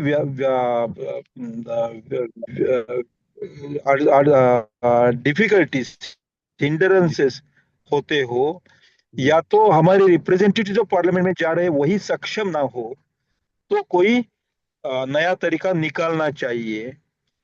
लेकिन वो नया तरीका आपके सवाल में ही है कि दुख का सवाल, दुख भरा सवाल है। आपके सवाल में ये नहीं है कि फिर केवल प्रेसिडेंशियल सिस्टम क्या ना हो, ये आप नहीं पूछ रहे, मैं जानता हूँ। हाँ, मैं ऑल्टरनेटिव लेकिन नहीं। एक हाँ। एक इसमें सोचने की बात है। अगर 10 लाख नागरिकों के लिए जिस ढंग से वो लोगों की प्रॉब्लम्स की तरफ ध्यान दे सकता है, उतना ध्यान एक सांसद के पीछे 30 लाख वोटर्स हो यानी रिप्रेजेंट करने वाला 30 लाख का रिप्रेजेंटेशन करता हो, तो उनके तरफ ध्यान नहीं दे पाएगा। ऑब्वियसली शॉर्ट सप्लाई से करप्शन की लेवल बढ़ती जाती है। शॉर्ट सप्लाई में ब्लैक मार्केट होता है, आप जानते हैं शॉर्ट सप्लाई। तो ये संसदीय शॉर्ट सप्लाई डेमोक्रेसी में हमारे बहुत अंदर तक जा घुसा है। तो इंग्लैंड में लगभग 650 या उससे भी ज्यादा रिप्रेजेंटेटिव्स है, 650। और इसलिए वहां आज भी सवाल पूछे जाते पार्लियामेंट में। ये इसलिए नहीं कि अंग्रेज लोग हमारे से ज्यादा होशियार है, इसलिए कि उनके सिस्टम में डेमोक्रेटिक कन्वेंशन जो है संभाली जाती है। तो this is the matter of the state, एक स्टेट पॉलिसी। और स्टेट पॉलिसी में ये तो एक automatically autonomously in an immune way without interference of the party in power of party in opposition होना चाहिए, ऐसे आइडियल कल्पना थी। लेकिन इस उसने इसके पहले आपने कहा वो सही है, 1970 से ये सब शुरू हुआ। डेमोक्रेसी को एम्प्टी आउट करना ये पहले से शुरू है। यानी इसके पहले भी जो इनकॉम्पिटेंट ट्रीटमेंट रही है लोगों की, या तो इनडिफरेंस टू डेमोक्रेसी, उसका एक क्यूमुलेटिव इफेक्ट हम कह सकते हैं, समुच्चय करने वाला इफेक्ट आज है। लेकिन ये चरम सीमा पे पहुंचा है, जी चरम सीमा पे पहुंचा है। और खास करके डेमोक्रेसी का मतलब ही, अगर माइनॉरिटी यानी रिलीजियस माइनॉरिटी नहीं बात कर रहा हूं मैं, वो भी है ही, लेकिन हर प्रकार की माइनॉरिटी, छोटे स्टेट को ज्यादा आरक्षण मिले। फेडरेशन का मतलब है कि सभी स्टेट को इक्वल इज्जत मिले। उसका मतलब है जो छोटी स्टेट है उससे ज्यादा आरक्षण मिलता है, बड़ी स्टेट है उसे उतने आरक्षण की जरूरत नहीं होती है। तो ये बात सही है कि ये प्रक्रिया तो होने वाली है, होगी, तो उसमें क्या खराब है। और अगर 500 की जगह 700 या 800 बनते हैं सांसद तो क्या खराब है। और अगर पार्लियामेंट ना भी चले तो अभी भी ऐसी है तो क्या करे। तो then the logical next step will be, फिर इलेक्शन क्यों ले ले, क्योंकि election is not reflecting the, हम जो वोट दे रहे हैं वो एक्चुअली डिस्क्लोज, वो पहुंच नहीं रहा है ना, बीच में रोका रोका जाता है इलेक्शन मशीन से या इलेक्शन मशीनरी से। लेकिन ये खराब है, इसलिए वो खत्म करना ये लॉजिकल नहीं होता। जैसे मुझे आज माथे का दुखावा है, सरदर्द है, लेकिन मैं माथा कापू मेरा, ये उसका इलाज नहीं होता है, बल्कि उसे दवाई ढूंढू, इलाज करो, उसे फिर से सुदृढ़ बनाओ। और जो जब संविधान बना तो उस आशा से बना था। और ये बात सोचना जरूरी है कि हाँ, बहुत खराब स्थिति में हम आए, हर कोई बेजवाबदार बिल्कुल रिस्पॉन्सिबली बिहेव कर रहा है, मतदाता भी उतने रिस्पॉन्सिबली जितने जो हमारे लीडर से वो कर रहे, तो सच है। लेकिन संविधान जब आया तो लगभग हजारों सालों की राजेशाही चली जाके लोकतंत्र आया। It was a huge revolution, huge revolution. और देखिए, हमारे यहाँ अगर कास्ट सिस्टम से जुड़ा डिस्क्रिमिनेशन हटाना हो तो उसका एक ही रास्ता है कि संविधानिक प्रोटेक्शन। हमारा समाज आज भी कास्ट डिस्क्रिमिनेशन को शुरू रखने के मूड में है। उसे संविधानिक कोई रक्षण हो तो ही ट्राइबल या शेड्यूल कास्ट या ओबीसी या वीमेन या जो भी है दबा हुआ जो माइनॉरिटी है, जिसके पास ताकत कम है। दूसरी बात कि अभी जो कॉर्पोरेट एक्सप्लॉयटेशन हो रहा है, कॉर्पोरेट जिस हद तक अमीर बना है, उसे अगर कंट्रोल में रखना हो तो एक ही रास्ता है, और वो है कि संविधान के रूप सॉरी पार्लियामेंट के रूप में अगर कोई सेंसिबल सरकार आती है और उनपे कुछ कॉर्पोरेट पे कुछ निर्बंध लगाती है, कुछ जिम्मेवारी उनपे डालती है, तो ही ये बदलेगा। इसलिए पार्लियामेंट आज की स्थिति में सिख है, लेकिन वो हमें जरूरी है।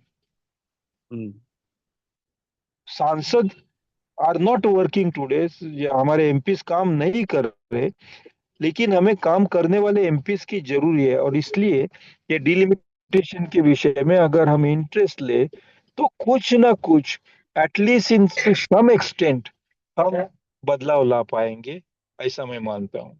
और ये संभव है। और बदलाव के लिए जो जो प्रेरणा मिलती है, इच्छा होती है, वो बहुत खराब स्थिति बनती है तभी होती है। सब कुछ नॉर्मल होता तो हम इसके बारे में क्यों सोचते। जी जी जैसे रेलवे ट्रेन चल रही है, रेलवे टाइम टेबल के मुताबिक चल रही है, तो हम उसके हम्म बारे में क्यों चिंता करें। लेकिन उसका कोई बड़ा एक्सीडेंट हो जाए तो हम चिंता हम्म करेंगे। तो हम्म आज हम किसी एक्सीडेंटल स्थिति में आए इसलिए चिंता कर रहे हैं। बाकी आपके जो सवाल है बड़े वाजबी सवाल है, बड़े मीनिंगफुल भी सवाल है। और आप जितना दुख उन सवाल पूछते आपको होता है, उतना ही वो सुनते हुए मुझे भी होता है। शुक्रिया सर। तो हाँ, शुक्रिया अभिषेक भाई, थैंक यू देवी जी। अगले सवाल की तरफ चलते हैं। राजीव रंजन जी ने हैंड रेस किया था और लाल सिंह गामित जी ने। तो जो भी दोनों में से हैं, वो अगर उन तक आवाज जा रही है तो वो अनम्यूट करके अपना सवाल पूछ लें, उनका सवाल ले लेते हैं। लाल सिंह भाई, अब तक आवाज आ रही है? राजीव रंजन जी। अच्छा, तो हम अगले आगे बढ़ते हैं। तो तैयबा जी हैं, उन्होंने हैंड रेस कर रखा है। आप प्लीज अनम्यूट करके अपना सवाल पूछिए, तैयबा जी। जी मेरी आवाज आ रही है क्या? जी आ रही है। यस, अ, मेरा आवाज सवाल आ ये था रही है। कि जो दिल्ली की जो बस्ती है, झुग्गियां हैं, तो उनमें एक तो किस किस तरह का क्या प्रोसेस रहेगा, किस तरह से ये चीजें चलेंगी। दूसरा ये कि बस्तियों में बहुत सारे मतलब ऐसे कास्ट, ऐसे धर्म है जिनको खुद नहीं पता कि वो कौन सी कैटेगरी में आते हैं, एससी में आते हैं, ओबीसी में आते हैं, एसडी में आते हैं।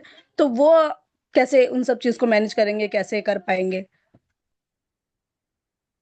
ये सवाल है, उसमें मेरा एक सवाल मैं जोड़ता हूँ। और आप फिर शायद वो मिला के सवाल का जवाब हो सकेगा। जब ये गिनती करने आएंगे, झुग्गी झोपड़ियों में आएंगे या तो जो पाड़े है, गांव है, आदिवासी के गांव है, या तो घुमंतों के तांडे है, वहां आएंगे क्या ये लोग हर नागरिक को अपना सर्टिफिकेट या तो कोई कास्ट सर्टिफिकेट दिखाने की डिमांड करेंगे क्या? कोई डॉक्यूमेंट्स मांगेंगे क्या? ये भी चिंता है, क्योंकि एसआईआर के समय कोई डॉक्यूमेंट की जरूरत नहीं थी। वो डॉक्यूमेंट 10 12 11 डॉक्यूमेंट्स मांगते थे। तो इसके पहले जो सीए हुआ, उस समय घबराहट क्यों हुई थी? क्योंकि वो डॉक्यूमेंट्स मांगने वाले थे, कागज नहीं देंगे ये घोषणा हमें देनी पड़ी थी।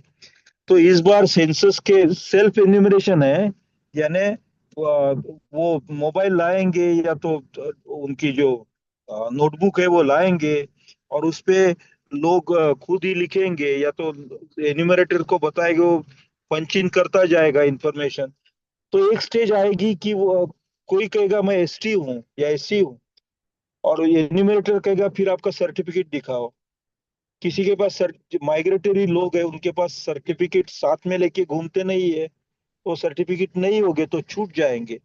आपने पेमेंट डीलर्स की बात की, कोस्टल एरिया के लोग हैं, नोमैडिक लोग हैं। There is a vast there is a vast possibility of exclusion. बहुत बड़ा एक्सक्लूजन होने की संभावना है। और सेंसस में कोई अपील नहीं होता। दूसरा, कि हम जो इंफॉर्मेशन सेंसस वाले को देते हैं, उसकी कॉपी नकल हमें नहीं मिलती है। पहले वो कागज पे होता था, लेकिन अब इसके मशीन के द्वारा होगा, तो हमारे पास उसका कोई नकल नहीं है। हमने क्या इंफॉर्मेशन दी, उसका रिकॉर्ड हम नहीं देख पाएंगे, न उससे उसके लिए कोई आंसरेबल होगा। तो ये बड़ा संदिग्ध, बड़ा डाउट में डालने वाला सेंसस की प्रोसीजर है। और इससे डर पैदा होगा लोगों में, अननेसेसरी डर पैदा होगा, जो जरूरत नहीं है ऐसा डर पैदा होगा। इसलिए सेंसस वालों को they must come clean on this things. और इसीलिए इंटरनेशनल जो प्रिंसिपल्स है सेंसस के, जिसमें हम उसमें शामिल है, सिग्नेटरी है, उसमें लिखा है कि ये बड़े ट्रांसपेरेंसी के साथ होना चाहिए। ट्रांसपेरेंसी ये सेंसस का सबसे बड़ा सद्गुण माना जाता है।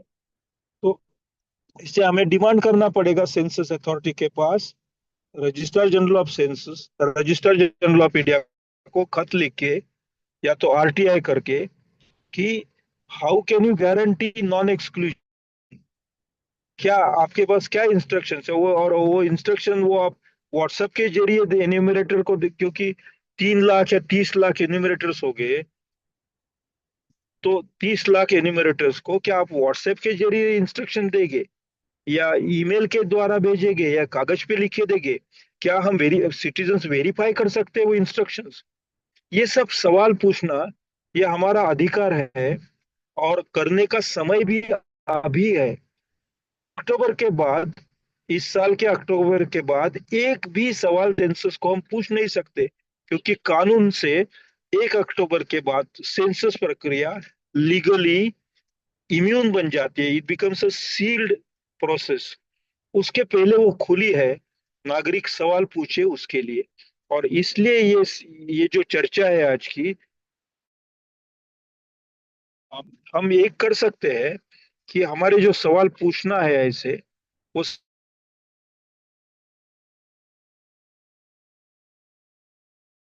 4-5 लोगों का, मैंने डी नोटिफाइड ट्राइब्स के बारे में सवाल बनाए थे, वो डी नोटिफाइड ट्राइब्स ने भेजे हैं। उसी तरह से कुछ सुप्रीम कोर्ट के वकीलों ने आरटीआई के जरिए सवाल पूछे हैं। तो हमें कुछ बहुत अहम सवाल पूछना इसके लिए जरूरी है।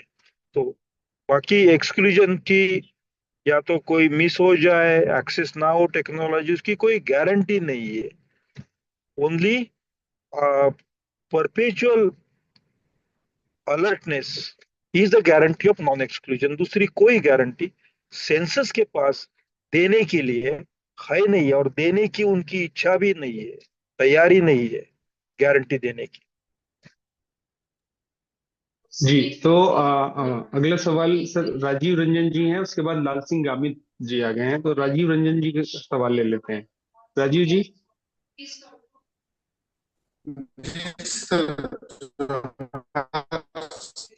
आपकी आवाज नहीं आ रही है राजीव जी।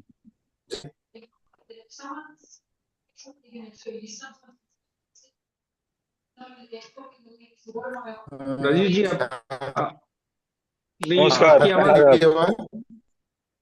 आवाज थोड़ी बिल्कुल नहीं थोड़ी आ आ रही रही। है। हेलो। हाँ, अब आ रही है। हेलो सर, जोहार। ये हाँ, आवाज आ जोहार। रही सर है। जोहार, जय राजीव जी हिंद, कैसे हैं आप? झारखंड सर। हाँ हाँ। ठीक है सर। ओके, मैं हाँ ठीक हूँ, आप सर बताइए। मेरा एक सवाल था। हाँ। हाँ हाँ सर मेरा एक सवाल था कि जैसे कि हम उत्तराखंड में हाँ हाँ जो जो 27 जो जनसंख्या हाँ, तो हाँ हाँ जैसे कि हमारा जो झारखंड श्रम कोड है, तो वो झारखंड सरकार ने तो पा दिया, लेकिन सेंट्रल हाँ हाँ ने अपने तो नहीं पा रहे, तो वो जैसे सर्वे होगा उस हाँ हाँ। संख्या, तो उस स्थिति में वहां पे वो लोग क्या लिखेंगे, वो धर्म धर्म जैसे एसटी में हमारे सभी समुदाय। एक्चुअली इसके बारे में भी सवाल सेंसस वालों को पूछना चाहिए कि ये इस सिनेरियो में, इस सेंसस में हम क्या लिखे। मुझे आज एक किसी दिल्ली के बड़े वकील साहब का सवाल आया था कि जो रैशनलिस्ट है वो क्या लिखेंगे। या तो ये गुजरात में, ईस्टर्न गुजरात में, आदिवासी विस्तार में, ये पावीजेतपुर तालुका में वो राठवा है, उनको पहले से सरकार ने राठवा हिंदू लिखा था, लेकिन वो लोग बोल रहे हैं हम राठवा है, ये आदिवासी हिंदू नहीं है। तो वो सेल्फ डिक्लेरेशन है, उसमें वो क्या लिखेंगे क्योंकि सर्टिफिकेट नहीं है। तो आई मीन ओवरऑल हमारे देश के नागरिकों के आइडेंटिटी के बारे में बहुत बड़ी एम्बिग्यूटीज होती है, रही है। और वो एम्बिग्यूटीज को लेके सेंसस का रवैया कैसे रहेगा? सिंपैथेटिक और कंपैशनेट रहेगा या स्टर्न एंड एक्सक्लूजनरी रहेगा? ये सवाल हमें सेंसस को पूछना पड़ेगा। शायद अगर आप राजीव जी आप चाहते हैं तो हम आपके लिए सेंसस ऑफिसर की अपॉइंटमेंट ले सकते हैं। आप उनको मिलके ये सवाल करें दिल्ली में। ये जो ऑफिसर है उनका नाम है मृत्युंजय नारायण कुमार। वो बिहार के हैं, इसलिए झारखंड के बारे में कुछ जानते होंगे। तो उनकी अपॉइंटमेंट लेके आप पूछ सकते हैं कि इसका क्या होगा। लेकिन सबसे अच्छा तरीका है राइटिंग में सवाल भेजना, क्योंकि वो राइटिंग के भेजे हुए सवाल की एक अच्छी सी अ, अच्छे अच्छे एक लीगल एविडेंस के रूप में अच्छी मदद हो सकती है आगे जाके। जी लाल सर सिंह जी। जी। और और मैं धन्यवाद सभी सर जो कि आपने बताता हूँ, जो है इस सेंसस का पूरा जो आर्किटेक्चर है उनके वेबसाइट पे है। कौन से सवाल पूछे जाएंगे, कितने दिन के लिए होगा, तो वो जानकारी लेना, सवाल पूछने के पहले हम सब अगर वो जानकारी हासिल कर सकते हैं, बड़े आसानी से वो वेबसाइट सेंसस के वेबसाइट पे मिलती है। अगर आप चाहे तो मैं वादा न तोड़ो के माध्यम से आप सबके पास पहुंचा सकता हूँ। क्योंकि वो जानकारी हमारे पास सही ढंग से होने से हम सवाल भी अच्छे से पेचीदे सवाल भी पूछ सकेंगे। हाँ, थैंक यू सर। लाल सिंह गामित जी, अगर आप तक आवाज जा रही हो तो आप प्लीज अपना सवाल पूछ लीजिए, या और किसी का सवाल है तो प्लीज हैंड रेज कर लीजिएगा अपना। एक सवाल चैट बॉक्स में आया है, जब तक लाल सिंह जी। हाँ, लाल सिंह भाई प्लीज अपना सवाल पूछ लीजिए। हाँ, सर पहले तो आपको कॉन्ग्रेचुलेट कि आपने 2 दिन में 3। Thank you, thank you.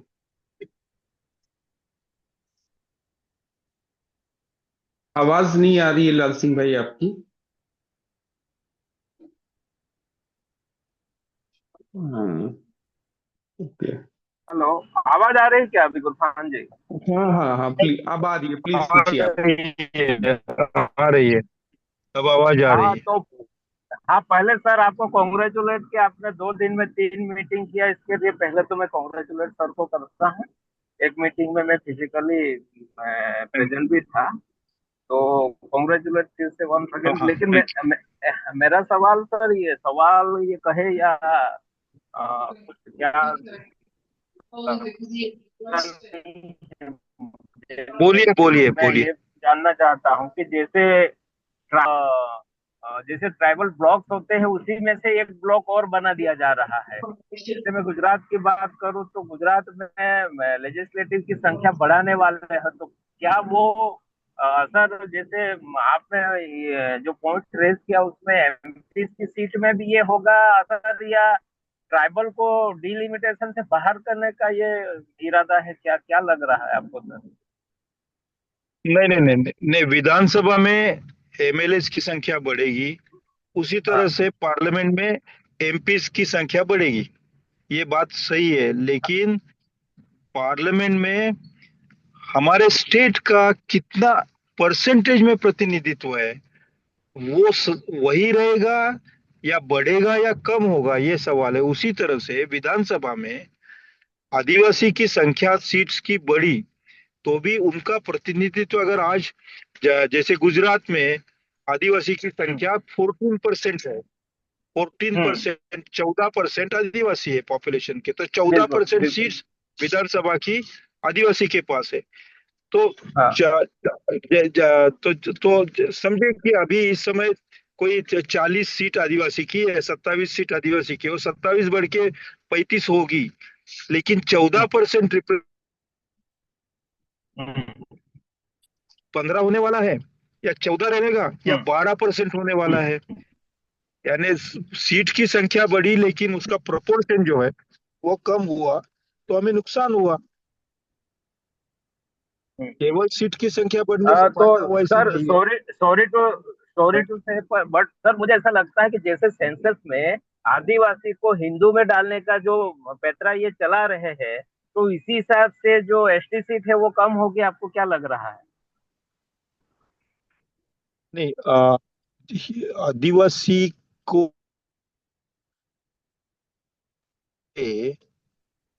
वो उसका जो एसटी स्टेटस है वो दिया हाँ होगा तो वो हाँ कम नहीं होगा, क्योंकि उसका सवाल आपका धर्म कौन सा है ये सवाल है।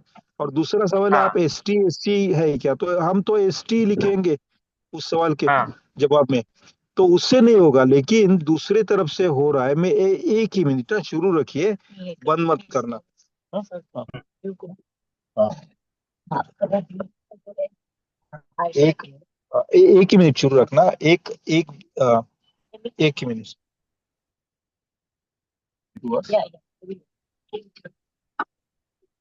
हेलो, सुनाई देता है?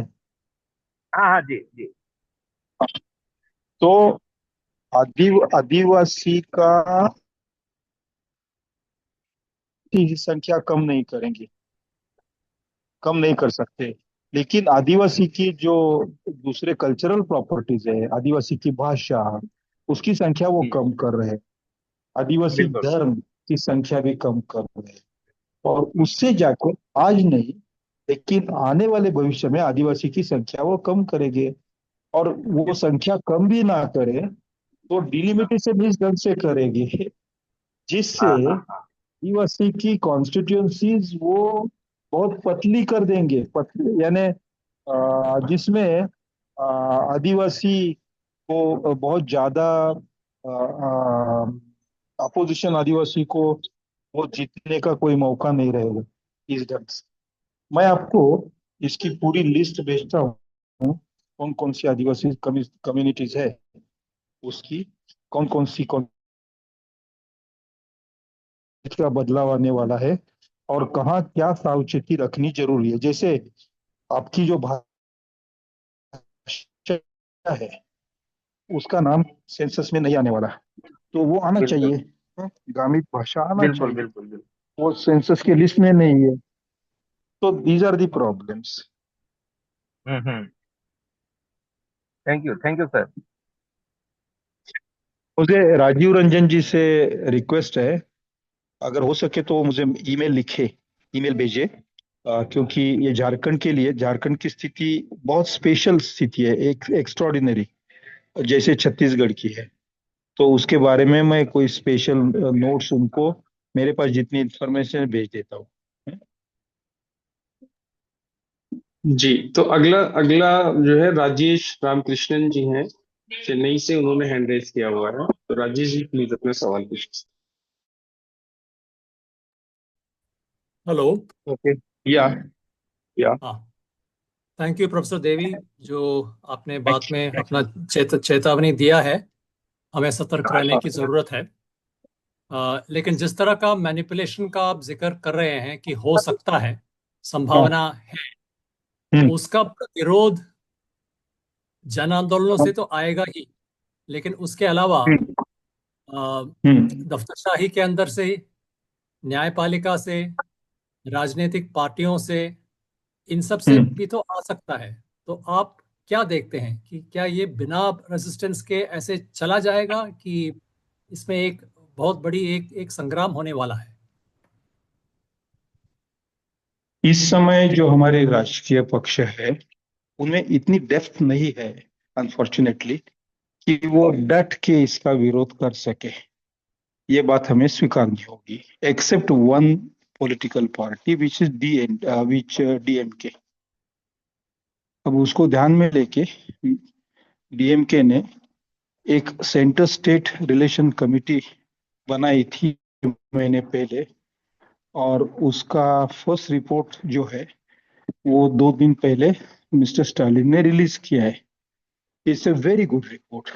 उसमें डिलिमिटेशन पे एक पूरा चैप्टर है, और उसके बारे में हिंदू न्यूज़पेपर में कल या परसों एडिटोरियल भी आया है। So that's an excellent initiative. लेकिन उतनी इंटेलेक्चुअल ताकत या डेप्थ दूसरे सभी पार्टियों में नहीं है, उनके पास वो एक्सपर्टीज नहीं है, क्योंकि उनको बहुत वो रोज के उनके लड़ाई में फंसाया गया है। इसलिए हमें उनको उनकी मदद करनी चाहिए। Ultimately the fight will be fight of the political parties.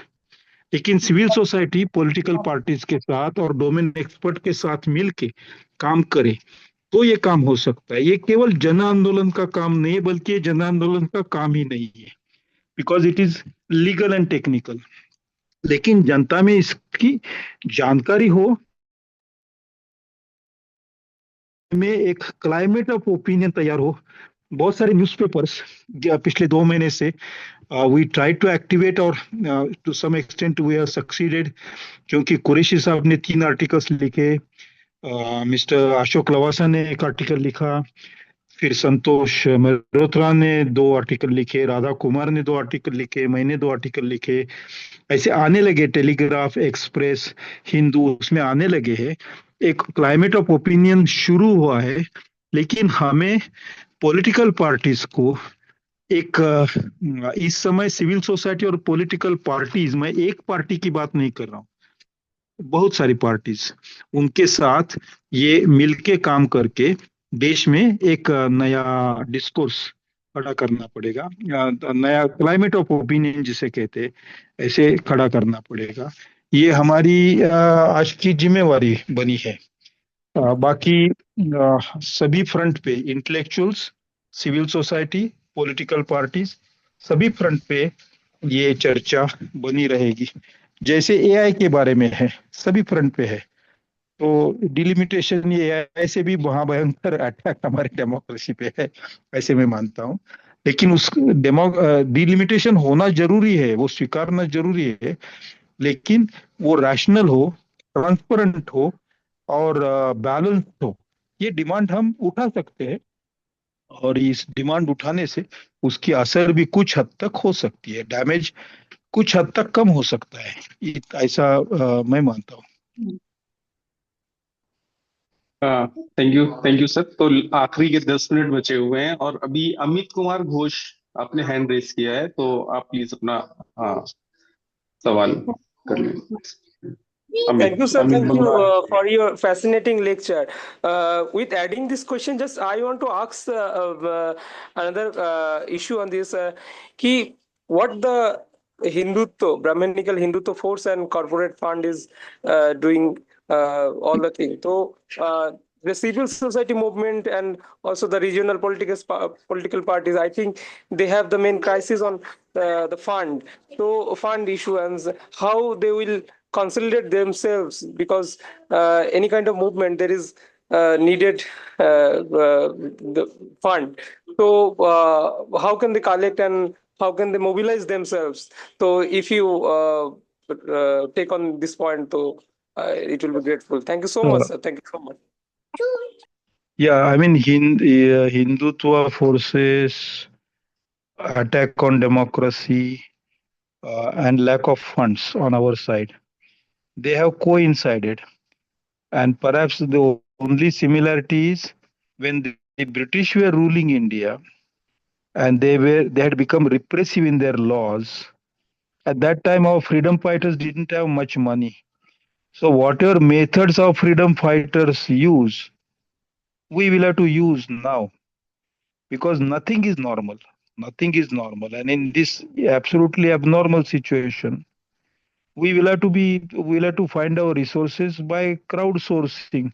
जो आजादी के समय लोग कर रहे थे, लेक्चर देने गए तो झोली फैला के तो 2-2 रुपया इकट्ठा करते थे, उस ढंग से हमें करना पड़ेगा। और we have to step out of our comfort zones, क्योंकि फंड ना होते हुए भी मेरे ख्याल से भगत सिंह वगैरह को फंड के बगैर भी शहीदी देना ठीक से हमें काम करना पड़ेगा। आपकी बात सही है, हमारे पास नहीं है पैसे, हम लोग भी बहुत कोई अमीर फैमिली से नहीं आते, बल्कि हमारे घर में रोजमर्रा के प्रॉब्लम्स होते हैं। लेकिन जो भी हो सके वो करे, यही है एक रास्ता। इसके लिए कोई सॉलिड फंडिंग ये मूवमेंट के लिए मिलेगा फिर ये मूवमेंट चलेगी, ऐसे नहीं होगा। बल्कि इस मूवमेंट के लिए कोई भी फंडिंग नहीं मिलेगा, क्योंकि ये जो मूवमेंट है वो न कारपोरेट के हित में है, न डिक्टेटर्स के हित में है, न धार्मिक व्यवस्थाओं के हित में है। This is purely in the interest of rationality and democracy. तो हमें अपने पैर पे ही खड़ा रह के ये काम करना पड़ेगा। शायद आप अपनी जो भी इनकम होगी उसमें से कुछ हिस्सा इसके लिए कंट्रीब्यूट करना। ऐसे करने वाले अगर 1,000, 2,000, 5,000 लोग मिलते हैं तो 10 रुपया, 100 रुपया, 1,000 रुपया कंट्रीब्यूट करते तो कुछ पैसे इकट्ठा हो गए। जिसे जरूरत है वो पैसे इस्तेमाल करेंगे। मैं कोशिश कर रहा हूँ मेरे तरफ से कि मैं जो कर सकता हूँ अपने पैसे से। मेरे पास बहुत पैसे है नहीं, तो थोड़े है ये भी नहीं कह सकता, लेकिन मैं I I am an old man of 75 years. I am not a rich man, but I feel that this should be done. उस तरह का गाना गाते समय जितना कंपल्सन होता है तो हम गाना गा लेते हैं विदाउट फंडिंग। उस तरह से ये काम करना पड़ेगा विदाउट फंडिंग। यही एक रास्ता है। Unfortunately it is so, but it is so and we have to accept it. Gautam Buddha ने कहा था कि सबसे पहले वास्तव स्वीकारिए, उसके बाद उससे जो दुख होता है वो कम होता है। बस। प्रशांत जी की तरफ चलने से पहले वरिष्ठ पत्रकार प्रशांत टंडन जी ने हैंड रेज किया हुआ है। तो उल्का ताई ने चैट बॉक्स में लिखा है कि जो आर्टिकल्स इस इशू पर पब्लिश हो चुके हैं वो अगर हम लोगों को मिलेंगे तो उसको ट्रांसलेट करके हम बाकी भाषाओं में लोगों तक पहुंचाने का प्रयास मैं करेंगे। वो तो आप मैं वो गुजारिश है कि 28 वो फरवरी को भेज पाऊंगा। 28 हाँ 28 बिल्कुल फरवरी सब मैं आपको भेज पाऊंगा, क्योंकि इस समय ठीक प्रवास में हूँ इसलिए। जी ठीक है सर। Okay sir. तो प्रशांत जी प्लीज। हाँ प्रशांत जी म्यूट हैं आप। हाँ हाँ प्लीज। ठीक है now see I'm sorry I'm joined late because I have live every day so uh, Professor Devi just to add on I could not listen your entire presentation. I will see in recording if available on delimitation. So I've got just 2 points to make. I hope you've covered those points. One is the gerrymandering of Muslim seats. And what DMK and parties in South have raised is this indifferent policy for South and versus North. But the other issue is gerrymandering of Muslim seats also. So we in Respect Foundation, we have created a document here in Delhi covering those issues of gerrymandering of Muslim seats. Plus, we also compared. We understand the intent. I fully agree with all of you that the intent is to define politics in a long way to come, North versus South. But the real issue is that we should debate on what kind of formula it should be involved. So we have discussed 2 case studies. One is how European Union Parliament elects its members, and then we taken this case study of German Parliament. So I will share the document in WhatsApp group, and this document also needs to be studied, and we can go further with advocacy that what kind of formula be used in delimitation based on census. Thank you. So thank you so much. I'll be greatly interested in the document. Radha Kumar and Santosh Mehrotra and I and Joya Hassan also prepared a document with formula and some calculations and some maps for some states. I think we should exchange those documents and figure out, what will make sense to most within the range of the interest of those political parties. If a formula emerges and that is compellingly logical, that it will be great for the nation to put its entire weight behind such a form. As far as the gerrymandering in UP particularly, in Bihar, in Bengal, Assam. to some extent, Assam, of course, Assam is going to be a very bad scenario because they have already done a mess of Assam in delimitation and in Kashmir. In Kashmir, yeah. Very faulty delimitation they already imposed on these two states. But in Telangana, I think these Muslim seats and constituencies, there is no reserve Muslim seats, but with the Muslim population areas, they need to be watched because the present regime will find a dozen different ways to dilute the representation of Muslims in whatever way, whatever little way it is there in the parliament in future. And that's the worst, that's the most worrisome concern. It's not just the idea of federation of South versus North. That won't happen. But the social divide between Hindu and Muslim, that is the worst, the worst fissure and worst worry that we have. So delimitation should not add to it, but try and minimize, blunt that wound that our country has received, and we have to do another exercise of reconstructing India as a mission beyond the present regime. उसकी शुरुआत अभी से करनी चाहिए, उसके studies होने चाहिए. We're trying to do, and we would like your cooperation, participation, and wisdom to take that forward. Thank you.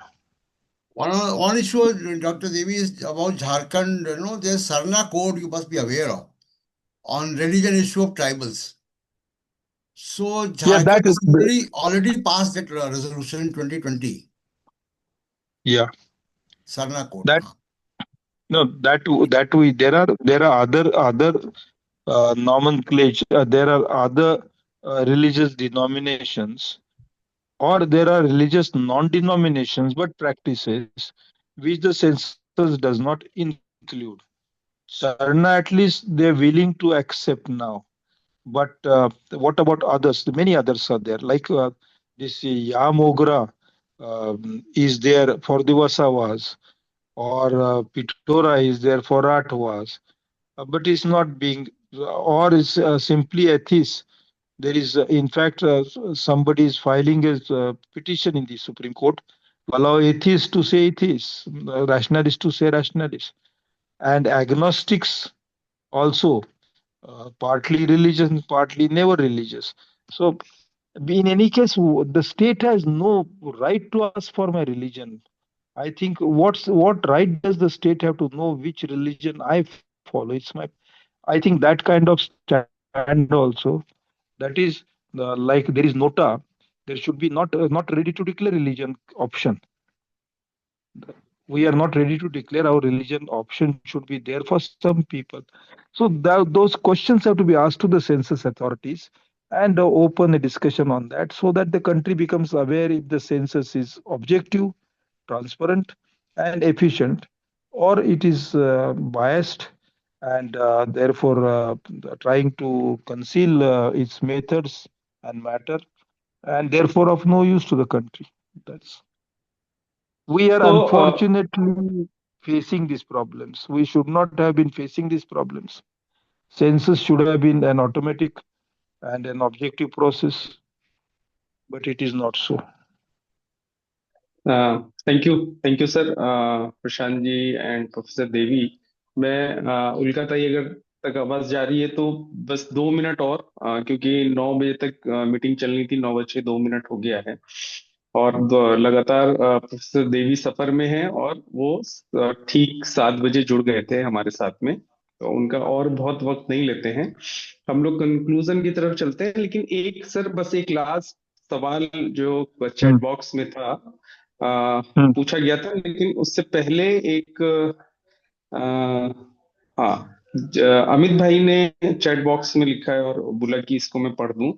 We are on the railway station, so cannot open mic. I feel that while campaigning for delimitation is important, the main question we have to ask is that can The present election process and system of choosing a candidate by majority will ever enable the voice of the most marginalized people to the decisive in our so-called democracy. Please narrate this of possible. I don't think anybody will disagree with that view. जी बिल्कुल बिल्कुल। We are right तो where एक we are.